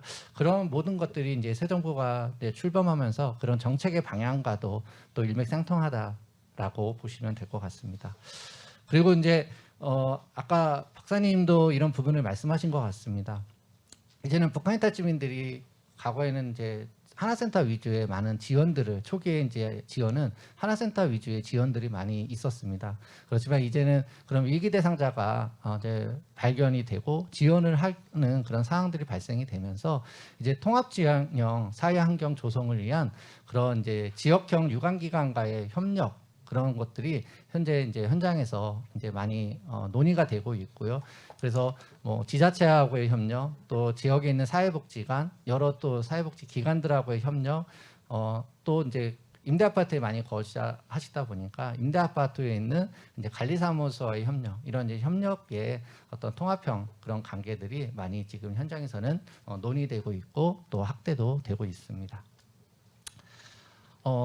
2022년 이제 북한에 탈 주민 정착 시행 계획 통일부 어떤 지원 정책을 보시면요, 크게 6가지로 되어 있습니다. 그래서 탈북민을 포용하는 사회적 환경 조성, 탈북민 보호 지원 체계 내실화, 또 취약계층 생활 밀착 서비스 확대, 또 맞춤형 일자리를 통한 자립자활 지원, 또 탈북 청소년 교육 및 건강한 가정 형성 지원, 정착 지원 시설 인력 기반 강화, 이렇게 6가지로 되어 있습니다. 그래서 이러한 것들이 지금 변화되는 환경과 또한 서비스 욕구에 맞춰 좀 설계된 어떤 그런 지원 계획이 아닌가 싶습니다. 네, 그러면 이제 인천시의 북한 이탈 주민의 이제 현황과 또 이제 뭐 과제 이런 사업들을 좀 말씀을 드리겠습니다. 네, 이제 우선 거주 현황입니다. 그래서 아까 이제 31,000 전체 이제 거주하고 계신데요. 그 중에 이제 인천에는 2,902명, 약 전체의 9.2%가 인천에서 생활하고 있습니다. 그래서 경기도, 서울, 그리고 다음으로 인천이 세 번째로 많은 그런 북한 이탈 주민들이 거주하고 계시고요. 인천시 지역별로 보면은 남동구가 제일 많이 거주하고 있습니다. 인천 거주 인원의 한 66%가 남동구에 거주하고 계시고요. 기초자치단체 중에서는 아마 전국에서 최다 거주 지역이기도 하고 이제 그러다 보니까 이제 뭐 초등학교, 중학교도 이제 북한 이탈 주민 자녀들이 좀 많이 거주하는 그런 이제 학교로서 또 인식이 되어지기도 하고 있습니다. 연령별 거주 현황인데요. 사실 전체 전국적으로 보면은 이제 30대, 20대, 40대가 전국 이제 전체적으로는 그렇게 이제 많이 계십니다. 근데 인천은 조금 30대, 40대, 50대 순으로 많이 거주를 하고 계시고요. 그러다 보니까 이제 30대, 40대가 많다라는 거는 그만큼 자녀들도 좀 많이 있다라고 보시면 될 것 같습니다. 네, 인천시 북한 이탈 주민 사업 지원 현황입니다. 크게 이제 지금 5가지로 좀 나눠봤는데요. 우선은 이제 저희가 제가 일하고 있는 하나센터, 지역정원센터를 운영을 하고 있고요. 두 번째는 북한 이탈 주민 지원 조례를 개정해서 지역협의회를 운영을 하고 있습니다. 그리고 세 번째는 북한 이탈 주민 취업 지원 사업을 운영을 하고 있고요. 그다음 네 번째는 의료 지원 사업, 그리고 북한 이탈 주민 문화 및 자녀 양육 지원 사업을 운영을 하고 있습니다. 세부적으로 또 다 말씀을 드려야겠지만 또 아시는 부분들이 있어서 좀 넘어가도록 하겠습니다. 우선 하나센터는 뭐 지금 말씀드렸기 때문에 잘 알고 계시고요. 지역협의회는 지금 인천시 외에 6개 군구, 100명 이상 군구의 조례를 지정을 해서 운영을 하고 있습니다. 그래서 민간이 함께 북한 이탈 주민 정착 지원에 대한 협조 체계를 구축해 가고 있고요. 그다음에 취업 사업은 네, 지금 인천시 중부노동청, 그다음에 인천하나센터 이렇게 3자 협업으로 민간이 함께 북한 이탈 주민들의 정착을 지원을 하고 있습니다. 그다음에 이제 의료는 인천 의료원하고 협약을 해서요. 그다음에 매년 한 200명 정도 북한 이탈 주민들이 건강 검진을 받을 수 있도록 서비스를 지원을 하고 있습니다. 인천시에서 사실 이제 취업 지원과 의료 지원 사업을 지원을 하고 계신데요. 북한 이탈 주민들이 가장 지원을 원하는 지원의 이게 통계를 보면 1순위가 취창업 지원이고 2순위가 의료 지원입니다. 그래서 인천시가 그러한 부분에서는 조금 잘 사업의 방향성을 가지고 가고 있다라고 봐주시면 될 것 같습니다. 그리고 이제 문화 체험이나 아까 이제 아이들 장학금 이런 지원들을 통해서 이제 심리적인 어떤 그런 해소도 만들어주고 있고, 그 다음에 이제 아이들 교육비로 인해서 경제적으로 이제 어려운 어떤 그런 부분들의 지원도 하고 있다라고 봐주시면 될 것 같습니다. 네, 인천시 북한 이탈 주민의 지원 과제입니다. 사실 제가 뭐 민간에 있으면서 시의 어떤 정책 과제를 말씀드리기가 참 좀 어려운 부분도 있기는 하지만 그래도 현장에 있으면서 현장에서 느끼는 그런 부분들을 조금 말씀을 드리고자 합니다. 우선 첫 번째는 경제적 자립을 위한 취업 지원이 미흡하다라는 것입니다. 여전히 뭐 인천시에서는 북한 이탈 주민들을 위한 취업 지원 사업들을 하고 계십니다. 근데 큰 틀에서 그런 사업을 진행을 하고 계시지만 조금 더 대상자 입장에서 좀 세밀한 어떤 그런 일들을 좀 더 지자체가 해주셨으면 어떨까라는 말씀을 좀 드리고 싶고요. 두 번째는 이제 위기 대상자 발굴을 위한 지역사회 관계망이 조금 미흡하다는 것입니다. 그래서 좀 지자체 중심의 어떤 그런 지역사회의 어떤 지원 이런 관계망이 조금 만들어졌으면 좋겠다라는 거고, 이것이 사실은 민의 중심이 된 게 아니라 민간이 같이 중심이 되는, 그래서 지자체가 좀 중심이 되는 이런 관계망을 조금 지원을 해줬으면 좋겠다라는 말씀이고요. 그 다음에 이제 위기 대상자에 대한 현장 지원 체계를 좀 마련을 해줬으면 좋겠다라는 것입니다. 그래서 아까 북한 이탈 주민들이 이제 정신질환자가 굉장히 많습니다. 그러다 보니까 그걸로 인해서 자해나 자살 충동이나 자살의 어떤 그런 부분들도 많이 일어나고 있습니다. 그래서 그에 따른 어떤 현장 전문가, 하나센터에서도 지원을 하고 있지만 현장에 나가서 그들을 상담하고 지원하는 그런 좀 전문가가 있었으면 좋겠다라는 그런 것들이 좀 미흡하다라는 것이고요. 그에 따라서 재원도 마찬가지입니다. 이제 이 지자체 중심의 좀 사례 관리 운영 체계를 좀 구축을 했으면 좋겠다라는 부분이고요.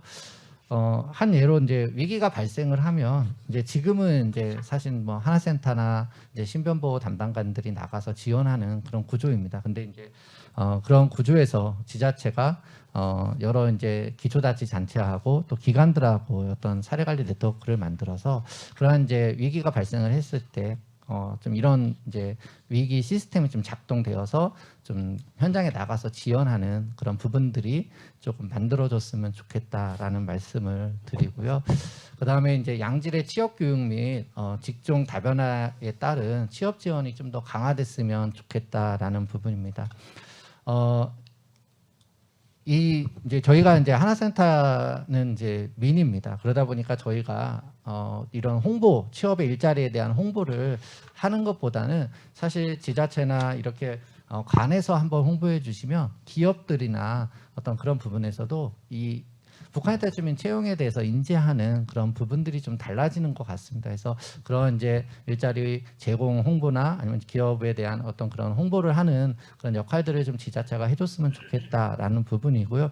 그 다음에 북한 이탈 주민 여성들도 또 남한의 여성과 마찬가지로 경력 단절 여성들이 있습니다. 근데 남한의 경력 단절 여성과는 좀 차이가 나는 그런 경력 단절들을 좀 가지고 계십니다. 그렇기 때문에 조금 그 맞춤형 어떤 북한 이탈 주민들에게 뭐 학력이나 경력이나 어떤 그런 모든 것들을 맞춤형 어떤 교육들을 좀 진행이 됐으면 좋겠다라는 거고, 더 나가서는 어떤 그 기업의 요구에 맞는 어떤 교육을 정말로 1:1 맞춤형 교육이죠. 그래서 기업이 이러한 사람을 채용을 하고 싶습니다라고 할 때 거기에 맞는 교육과 역량을 키울 수 있는 그런 것들을 좀 만들어줬으면 좋겠다라는 말씀을 드리고, 그다음에 이제 북한 이탈 주민들이 직장에서 생활하시면서 아까도 말씀드렸던 그런 차별, 선입견, 편견 이런 것들을 굉장히 많이 갖고 계십니다. 그러다 보니까 근속의 유지도 굉장히 지금 줄어드는 그런 부분들도 있는데요.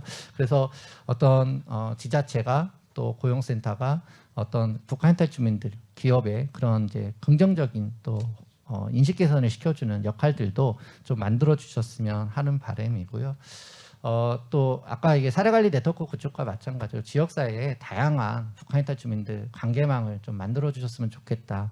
아까 모자 사건 말씀드렸듯이 정말로 이 연계 알지 못해서 또 도움을 손길을 요청할 곳이 없어서 발생되지 않았나라는 생각이거든요. 그래서 그러한 예방을 위해서 지역사회에 북한 이탈 주민 중심의 공동체든 지역에 있는 기관들이든 여러 이제 지역 주민이든 이런 이제 도움을 줄 수 있는 그런 관계망을 좀 만들어 주셨으면 하는 바람이고요. 그런 것들이 조금 더 하나센터 중심으로 같이 거버넌스를 구축하는 형태로 갔으면 좋겠다라는 부분이고요. 네, 포괄적인 의료 지원 체계입니다. 지금 이제 건강검진 서비스를 지원을 하고 있는데 그것을 넘어서 정신질환이나 다양한 어떤 예방을 위한 지원하는 그런 좀 의료적인 체계를 조금 더 확대해 갔으면 좋겠다라는 말씀을 드리겠습니다.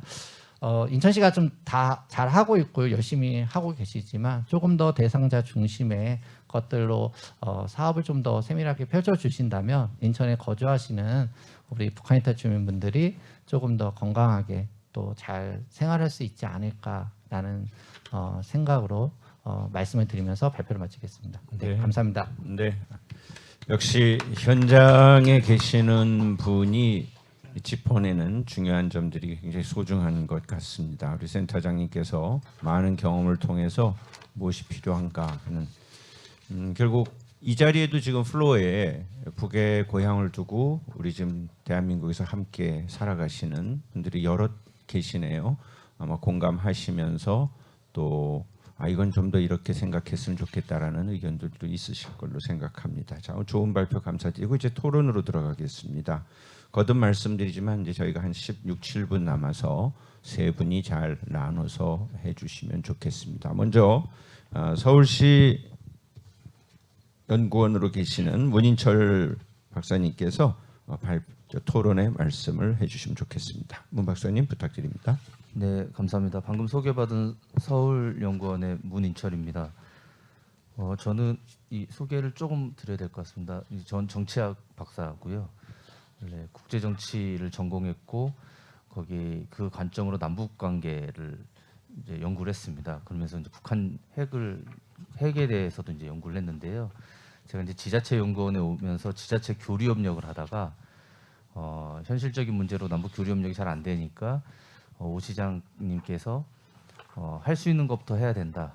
그래서 북한 이탈 주민 문제에 관심을 두고 집중해라 해서 연구원에서 이제 북한 이탈 주민 과제를 했습니다. 최근에 올해 1월부터 해서 8월 말에 종료가 됐고 또 그 다음 과제로 아무래도 이제 그 저희 이제 시정연구원이다 보니까 서울 시민의 삶의 질 개선에 대한 문제에 대해서 굉장히 중점적으로 연구를 하고 있는데 저는 이제 그 북한 이탈 주민의 삶의 질 개선이라는 차원에서 지금 후속 연구로 이제 9월 달부터 하고 있습니다. 그래서 그 과정에서 이제 남근우 인천연구원의 남근우 박사님한테 이제 인천시의 북한 이탈 주민 정책에 대해서 자문도 하고 뭐 여러 곳에서 만나면 좀 논의를 좀 하다 보니까 이번에 이런 행사가 있다고 해서 이제 저를 초청해 주신 걸로 알고 있습니다.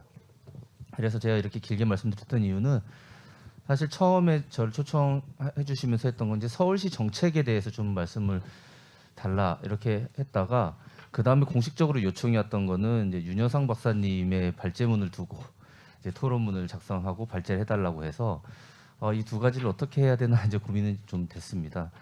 그래서 일단 우선적으로는 윤여상 박사님의 발제문을 토대로 토론문을 작성을 했고요. 그리고 나서 이제 서울시가 어떻게 하고 있는지 정도를 간단하게 말씀드리겠습니다. 일단 윤여상 박사님의 발제문을 봤을 때 제가 사실 좀 약간 오해도 좀 있었습니다. 그러니까 왜 그러냐면 윤여상 박사님은 일단 특수성을 인정하면서도 편견을 없애야 되고 선입견을 없애야 된다고 얘기를 하시는 발표 때 들었는데 발제문에는 그렇게 얘기하시면서 선입견이 들어간 게 아닌가 이런 생각이 좀 들었거든요. 근데 이제 현장에서 직접 말씀 들으니 제 오해였구나라고 들었고 제가 여기에 이 적은 이 발제 내용은 사실 약간 이 선입견을 끊어내야 된다라는 생각에서 문제의식에서 이제 작성을 했던 거라서 좀 그렇게 보시면 됩니다. 그래서 이제 윤여상 박사님께서 발표하셨던 내용이 다 나옵니다. 언제까지 이탈 주민으로 불러야 되느냐, 뭐 10년, 20년 아니면 영원히 불러야 되느냐, 그리고 언제까지 북한 이탈 주민을 지원의 대상으로 인식해야 되고 언제까지 통일부가 담당해야 되는지 이제 저도 이제 그런 문제 의식이 있습니다. 그리고 대상에 대한 이해가 중요하다. 그런데 어쨌든 대상을 이해하려면 또 다른 그 대상에 대한 이해 과정에서 비교가 이루어질 수밖에 없는 그런 문제들. 그래서 이거 어떻게 해야 되나 이런 얘기를 이제 발제문에 좀 적었고요. 일단 최근에 그런 부분에서 이제 용어의 문제도 나타나는데 북향민이라는 표현을 좀 많이 쓰고 있는데요. 일단 이 발제문에서 북향민 말고 북한 생활 경험자라고 용어를 사용하고 계셨어요. 그래서 저는 이 용어가 오히려 더 적절하다고 생각을 했습니다. 왜냐하면은 많이들 논의되고 있는 건데 일단 실향민에서 착안된 개념이고요. 북향민이. 그래서 북한에 고향을 둔 사람이고 본인의 의사와 무관하게 북한 지역으로 다시 돌아갈 수 없는 사람을 의미하는데 일단 뭐 북향민 용어를 고수하는 사람들은 그것이 정치적이지 않고 부정적인 이미지도 없고 미래지향적이라고 하고 있지만 결국 북향이 북한을 의미하고 있고 여전히 북한 이탈 주민과 저는 남한 주민이라고 표현하지 않고 남한 선주민이라고 표현을 하고 있는데 남한 선주민과 구별짓고 있는 건 여전히 지속되고 있다는 것이고요. 그리고 또 북향민을 또 시대와 세대의 차이로 북향민과 실향민을 구분하고 있으니까 이제 개념적으로도 좀 모호한 것 같습니다. 그래서 저는 이제 윤여상 박사님이 말씀하셨던 북한 생활 경험자가 굉장히 저는 오히려 바람직하다고 보는데 그래서 이제 탈북자보다는 북한 이탈 주민이라는 용어가 나은 것 같고요. 북한 이탈 주민보다는 북한 생활 경험자가 나은 것 같은데 여기서 좀 덧붙이면 자라고 하는 거에 어감이 좀 별로 좋지 않으니까 북한 생활 경험인으로 좀 바꿔 부르는 게 좀 좋지 않겠나 이런 생각이 좋았습니다. 그리고 이제 마지막으로 남북 출신 접촉지대 확산이 무엇보다 중요하다고 이제 윤여상 박사님 말씀하셨는데 저 굉장히 동의합니다. 좀 이론적으로 좀 설명을 하고 싶은데요. 미국이 굉장히 다문화 사회잖아요. 그래서 이제 이런 여러 가지 문화들에 대한 충돌들이 좀 많이 있어서 이것들을 어떻게 해결해야 되느냐 그래서 굉장히 오래전 1940에서 50년 정도쯤에 이제 이 이론이 나왔는데 올포트의 접촉 이론이라는 게 있습니다. 그래서 이게 굉장히 단순한 이론입니다. 이제 접촉은 서로에 대한 부정적 이미지를 변화시킨다는 것이고 접촉은 긍정적 경험을 창출해서 긍정적 이미지 형성에 이제 도움이 된다는 것인데 이렇게 생각하면 이제 좋은데 우리가 사실 되게 싫은 사람 만나면 만날 때 더 기분이 나빠지고 관계 더 안 좋잖아요. 그래서 이제 접촉 이론에서는 접촉의 긍정적 효과를 가져오기 위해서는 일단 상대를 나와 동일시해야 된다는 겁니다. 그래서 동등한 지위를 상호 인정을 해야 되는 것이고 접촉 당사자 간의 공통된 목표가 좀 있어야 되고 당사자 간의 협력 행위가 있어야 되고 이 당사자 간의 지속적 협력 행위를 위한 제도적 장치가 마련되어 있어야 된다고 하는데 우리가 말로는 이탈 주민이 사실 우리 민족이고 국민이라고 얘기하고 있지만 그 아래는 옛날 동서독 통일에서도 그렇지만 1등, 2등 국민이 있는 거 인식이 있는 거 아닌가. 그러니까 접촉이 이루어지지도 않는 상황에서 접촉하면 그런 이제 선입견이 계속 생기는 것이고, 그리고 일단 뭐 공통의 목표가 좀 부재한 거 아닌가라는 생각도 듭니다. 그래서 뭐 통일에 대한 생각도 같이 좀 있어야 되고 협력도 해야 되고 뭐 이런 것들. 그래서 남북 이게 이제 저는 제가 생각하는 건 남북 접촉의 양도 늘려야 되고 주민 간 접촉의 양도 늘려야 되고 질도 올려야 되는데 질을 올린다는 건 방금 말씀드렸던 접촉의 긍정적 효과를 내기 위한 네 가지 조건이 충족되는 형태의 접촉이 있어야 된다라고 생각해서 그 윤여성 박사님 말씀하셨던 남북 출신 접촉 지대 확산이 무엇보다 중요한 것 같습니다. 서울시 얘기를 좀 드리겠습니다.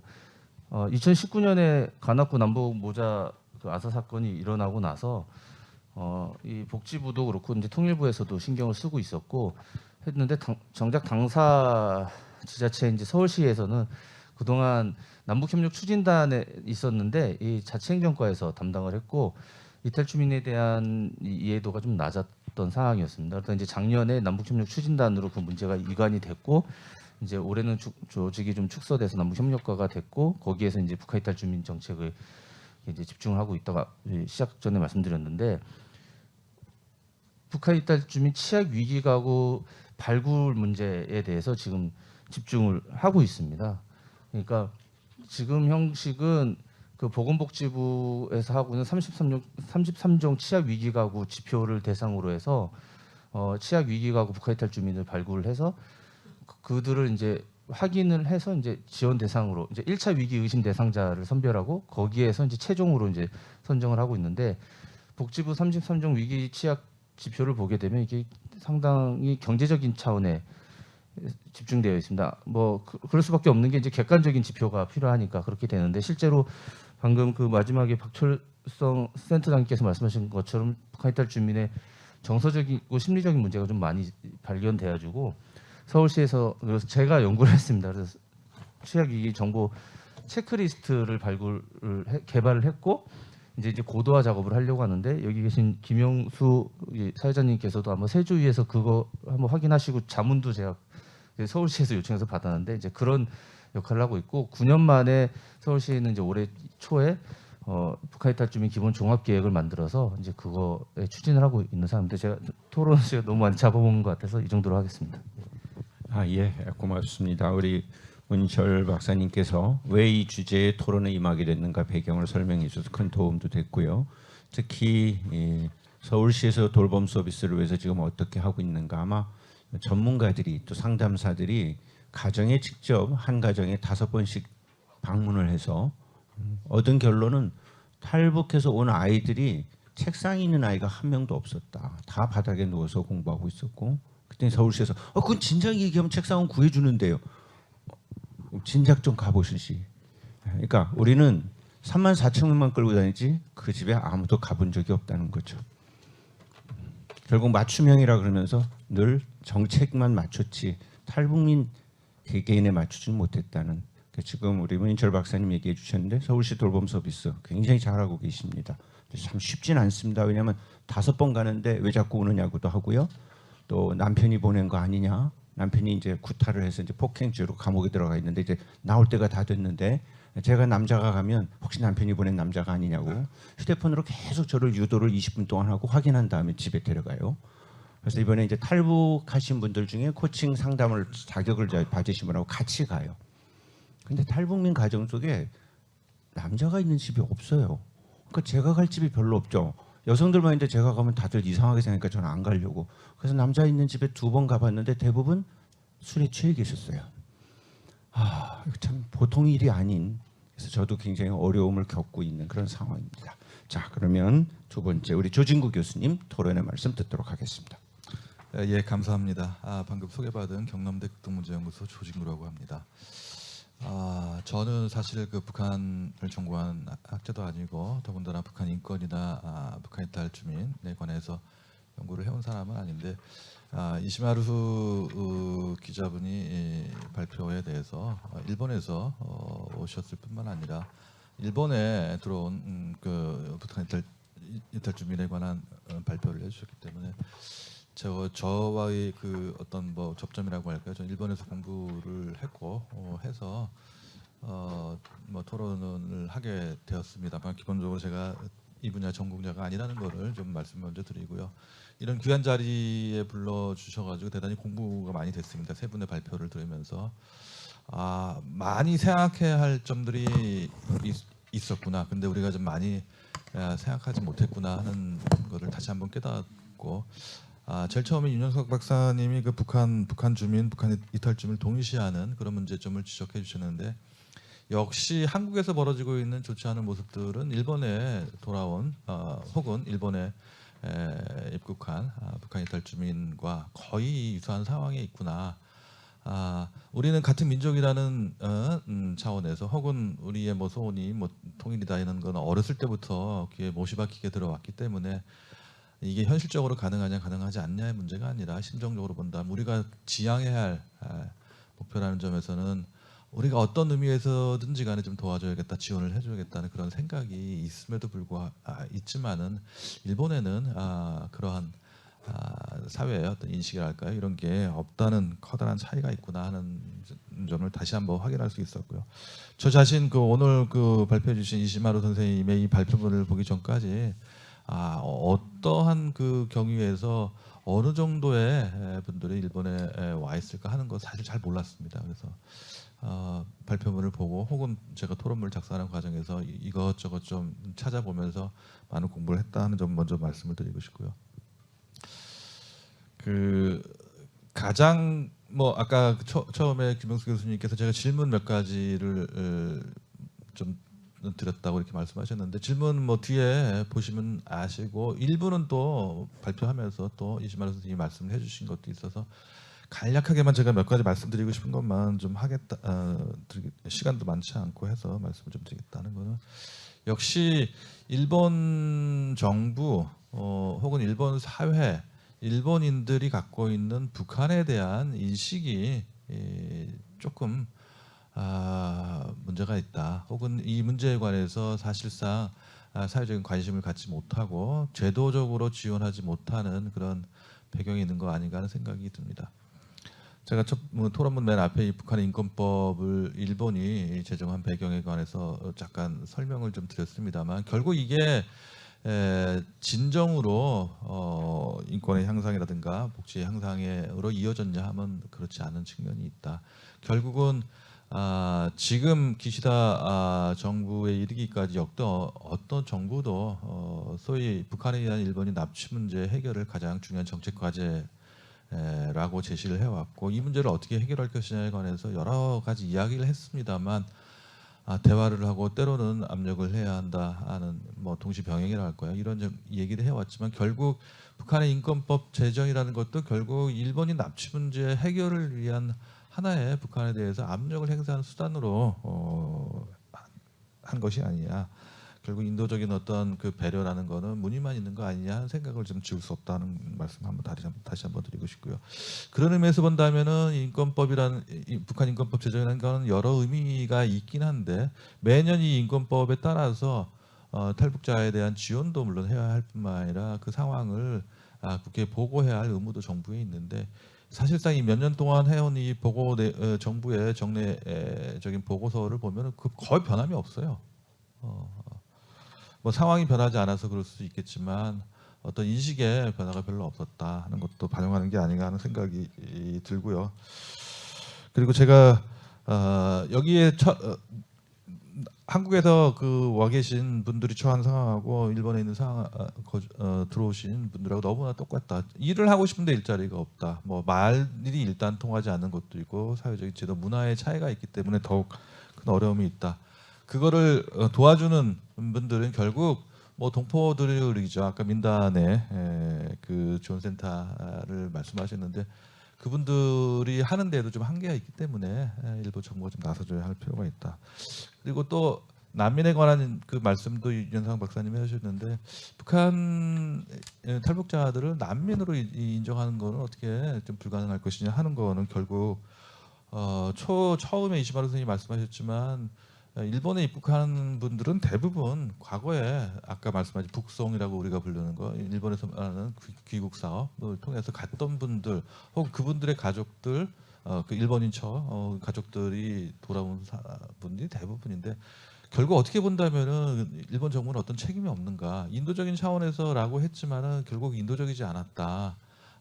북한 인권법을 제정하고 여러 가지 얘기를 했지만 실제로는 그렇지 않다 한 거를 좀 생각한다면은 그 국제사회에서 갖고 있는 일본의 어떤 위치, 일본이 국제사회에서 하겠다는 그 뭐 공헌, 기여 이런 거에 본다면은 조금 더 적극적으로 보편적인 인권의 차원에서 접근할 필요가 있는데 일본 내에는 그런 시각이 좀 적지 않을까 하는 그런 생각이 들어서 뭐 한 가지만 제가 일본 그 분이시니까 오랫동안 이런 거를 천착해 오시고 현장에서 했던 분인데 정말 이런 그것이 일본 사회에서 잘 이루어지지 못하는 이유가 근본적으로 어떤 것인가?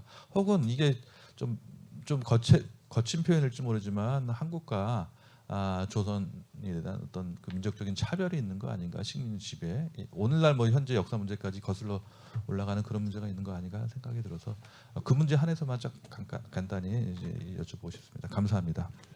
예, 우리 조준규 교수님 일본에서 공부하시고 일본의 분위기를 워낙 잘 아시기 때문에 우리 발제자분께 왜 이 문제가 일본에서는 이렇게 공개적으로 안 되는가 하는 근본적인 질문을 하나 던져 주셨습니다. 지금 약간 기쁜 소식이 들어왔습니다. 1세션도 오전 너무 진지해서 조금 더 해도 된다는 문자가 들어와서 제가 후했습니다. 왜냐하면 우리 이순실 대표님께서 사진도 했고 우리가 인천에서 이 정도를 하고 있다라는 걸 막 가져오셨는데 어떡하나 했지. 그렇다고 시간이 더 늘어나는 건 아니고요. 한 7분 정도만 해주시면 이제 1세션도 마무리 같이 끝난다는 것 같습니다. 우리 이순실 대표님은 지금 통일교육복지센터 대표님이신데 2018년에 북한 이탈 주민 행복한 정착을 위한 모형 연구로 박사학위 논문을 쓰셨습니다.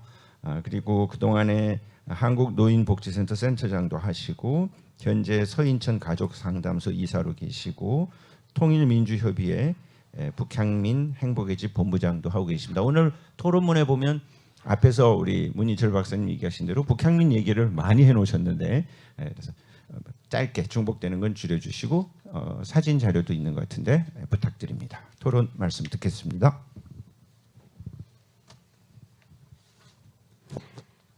네, 인천시 북향민 정착 현안과 과제라는 주제의 토론을 맡은 이순실입니다.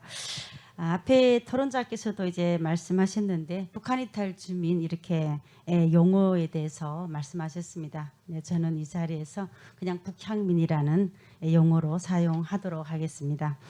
발표 자료를 좀 많이 준비를 했는데요.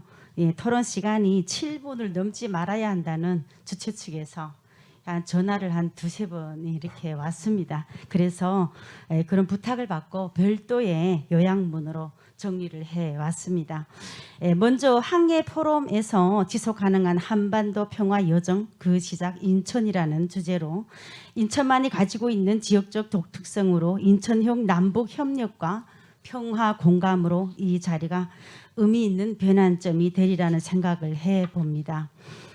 발제자이신 인천하나센터 박철송 센터장님께서 또 구체적으로 북향민들의 지원 정책과 현황에 대해서 말씀을 잘 해주셨습니다.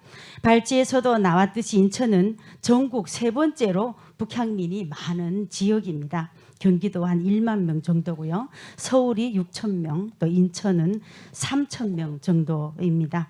인천의 인구가 약 300만 명 정도라고 했을 때 거기에 비해 북향민 3,000명은 상대적으로 그리 많은 숫자는 아닐 수도 있을 것입니다. 발제에서 인천시는 북향민들을 위한 지원 사업으로 일자리 창출을 위해서 취업 박람회와 우수 정착자들을 위한 제주도 2박 3일 여행, 인천의료원 협약으로 건강검진을 비롯한 다양한 지원 사업을 하고 있습니다. 의미 있는 사업이고 앞으로 계속 진행되어져야 할 사업이라고 생각을 합니다. 저는 시간상 관계로 인천시 북향민들의 지원 사업에 대한 제언에 초점을 맞추려고 합니다. 먼저 지역 적응센터인 인천 하나센터는 대한민국에 입국 북향민들의 초기 단계의 지역사회 적응에 중점을 두고 있지 않나라는 생각을 하고요. 코로나 이후에도 생활 밀착형 관리 지원으로 힘을 쏟고 있습니다. 그러나 기존에 진행하고 있는 지원 사업에만 얽매이지 말고 좀 더 미래지향적이고 창의적인 접근이 필요하다고 생각을 합니다. 지금 현재 북향민 입국이 인천시의 경우에는 작년 한 해 8명 안팎이라고 합니다.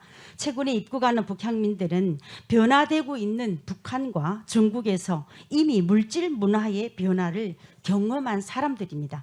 그들에게 초기 정착 교육이 얼마나 어떻게 필요할까요?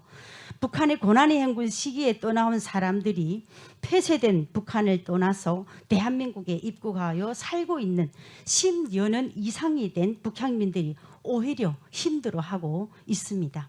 10여 년 전에 당시에는 북향민 지원 재단인 하나재단이 있다 하더라도 신설이었고요. 정부의 부재로 오직 담당 형사죠. 그분들에게 의지해서 정착해야 되는 상황이었습니다. 이런 측면에서 볼 때 당시에 초기 정착 계획이 있으면 장기적으로 1년 혹은 5년 그리고 10년 계획으로 지속 가능한 시스템이 부재하다는 것입니다. 그러면 중장기적인 정착 프로그램이 왜 필요합니까? 발제에서도 나왔지만 인천시가 북향민 직장인들을 위해서 1년에 한 번씩 지금 몇 년째 제주도 여행을 동료끼리 지지하고 격려하는 만남의 자리를 제공하는 것은 긍정적입니다.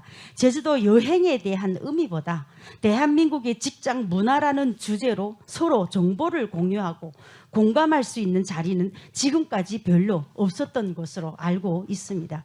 직장인들이 서로 만날 수 있는 제4회 교육 프로그램과 상담을 통해 자신을 알아가는 기회, 또 자기를 표현할 수 있는 기회, 종합적인 돌봄과 커뮤니티 지원책의 관계막 구축이 필요할 것입니다.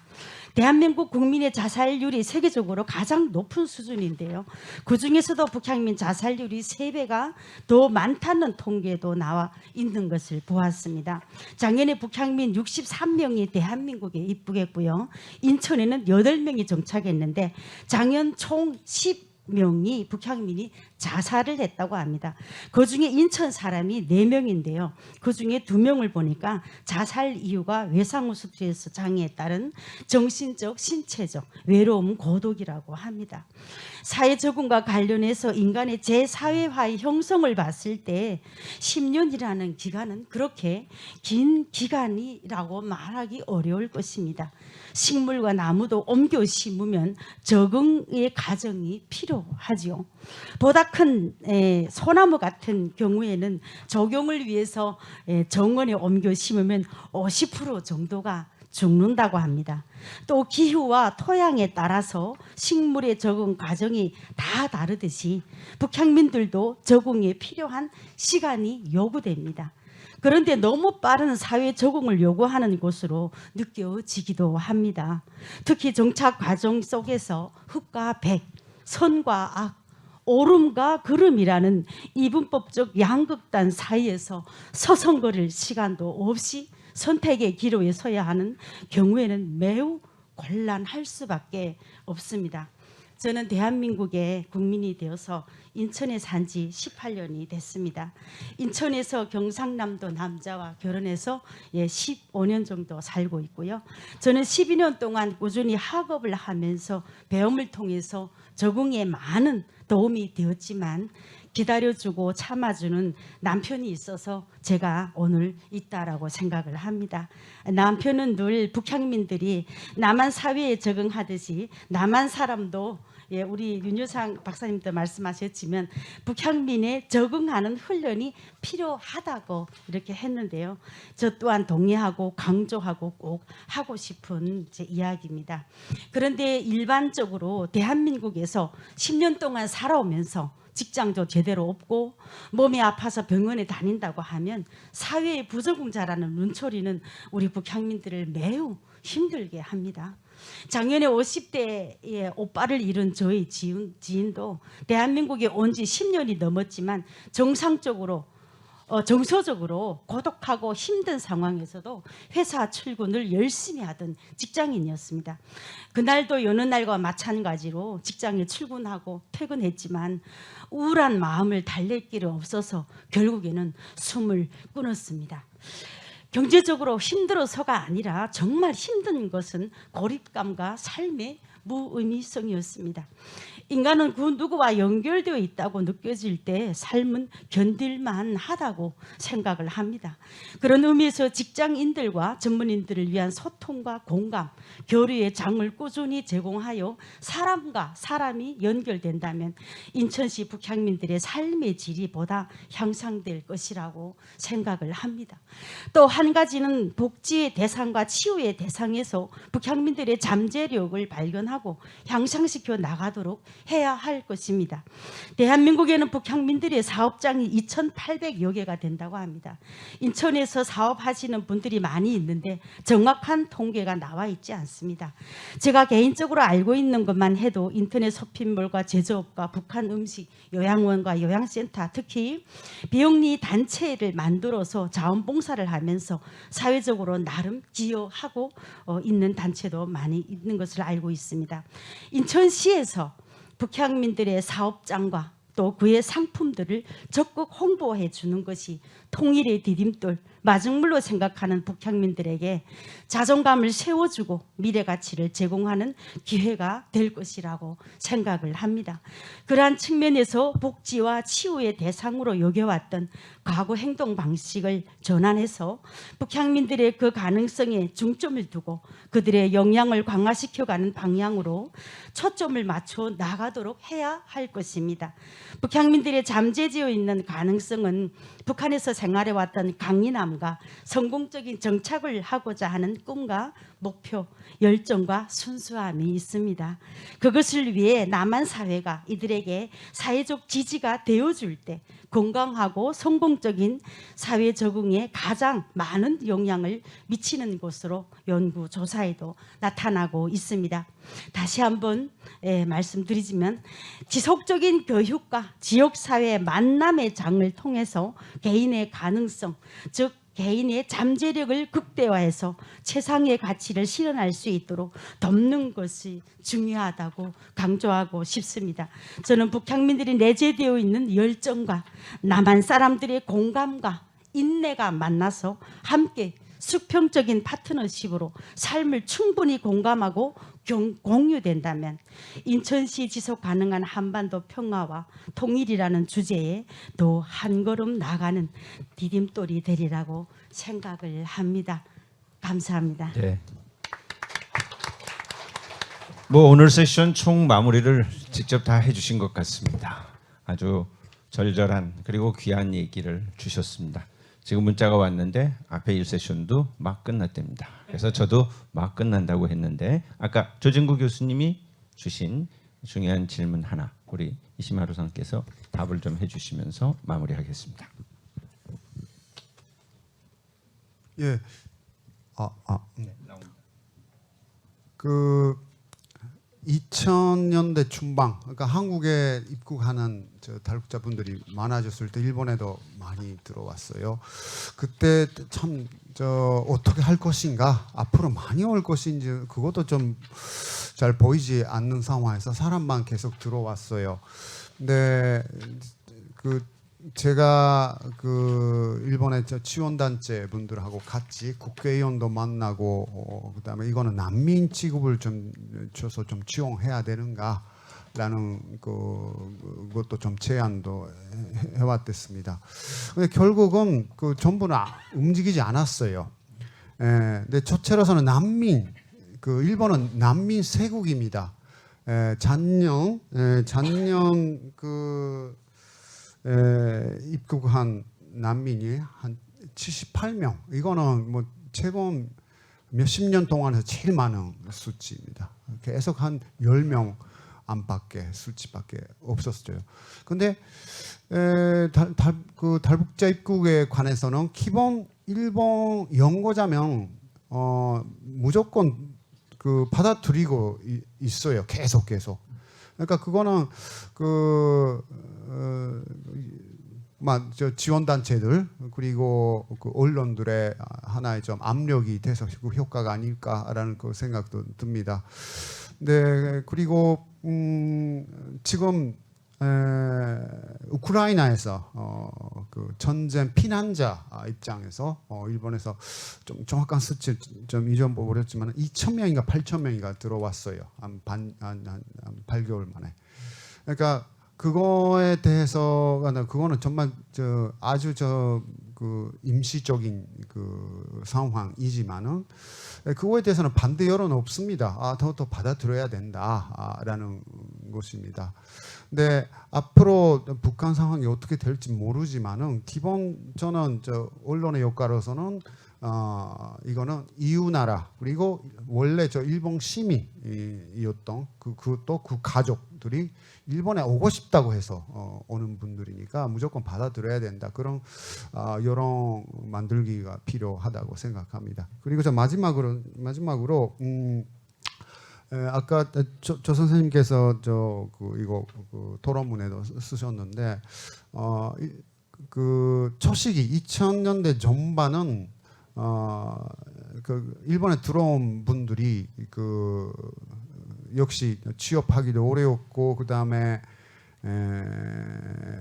여러 전작상의 언어 문제도 있어서 뭐 여러 문제가 있었는데 그 나름대로 한국처럼 그 지원책이 없지만 그럼 나름대로 그 사는 기간이 길어지면서 또 주변에 도와주는 분들도 생기고 그리고 자력 갱생도 하면서 지금 물론 그 차별에 부딪힐 때도 있겠죠. 근데 젊은 사람들이 정말 열심히 합니다. 실업 상태에서 취업의 그 벽을 그 차별 그 벽을 넘지 못한다라는 이야기가 거의 최근에 없어졌어요. 그러니까 본인들 좀 노력이 정말 그 박수를 보내고 싶다라는 그런 그 생각을 최근에 많이 듣습니다. 하여간 일본 정부의 과제는 지금부터 생각해야 된다라는 거. 그 다음에 한국에서 하고 뭔가 연대가 있으면 또 그 전작 지원의 차원에서 더 좋겠다라는 생각이 듭니다. 예, 이 세션 오늘 지속 가능한 한반도의 평화 여전 그 시작을 인천에서 하자. 그래서 황해 평화 포럼 우리 북한 이탈 주민 정책과 관련해서 참 어디서도 듣기 어려운 귀한 얘기들을 들었습니다.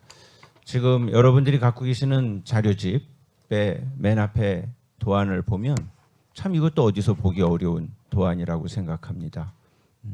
북쪽에 휴전선 너머, NLL 너머에 군을 하나하나 짚어주는 이런 사진은 별로 없었습니다. 우리 쪽의 지명이 더 커지고 북쪽은 그냥 황해남도, 황해북도 이렇게만 했는데 이 찬찬히 보면 벌써 황해남도, 북도 둘로 나눠진 것에 대한 대청군, 과일군, 연안군, 강령군 쭉 다 나오죠.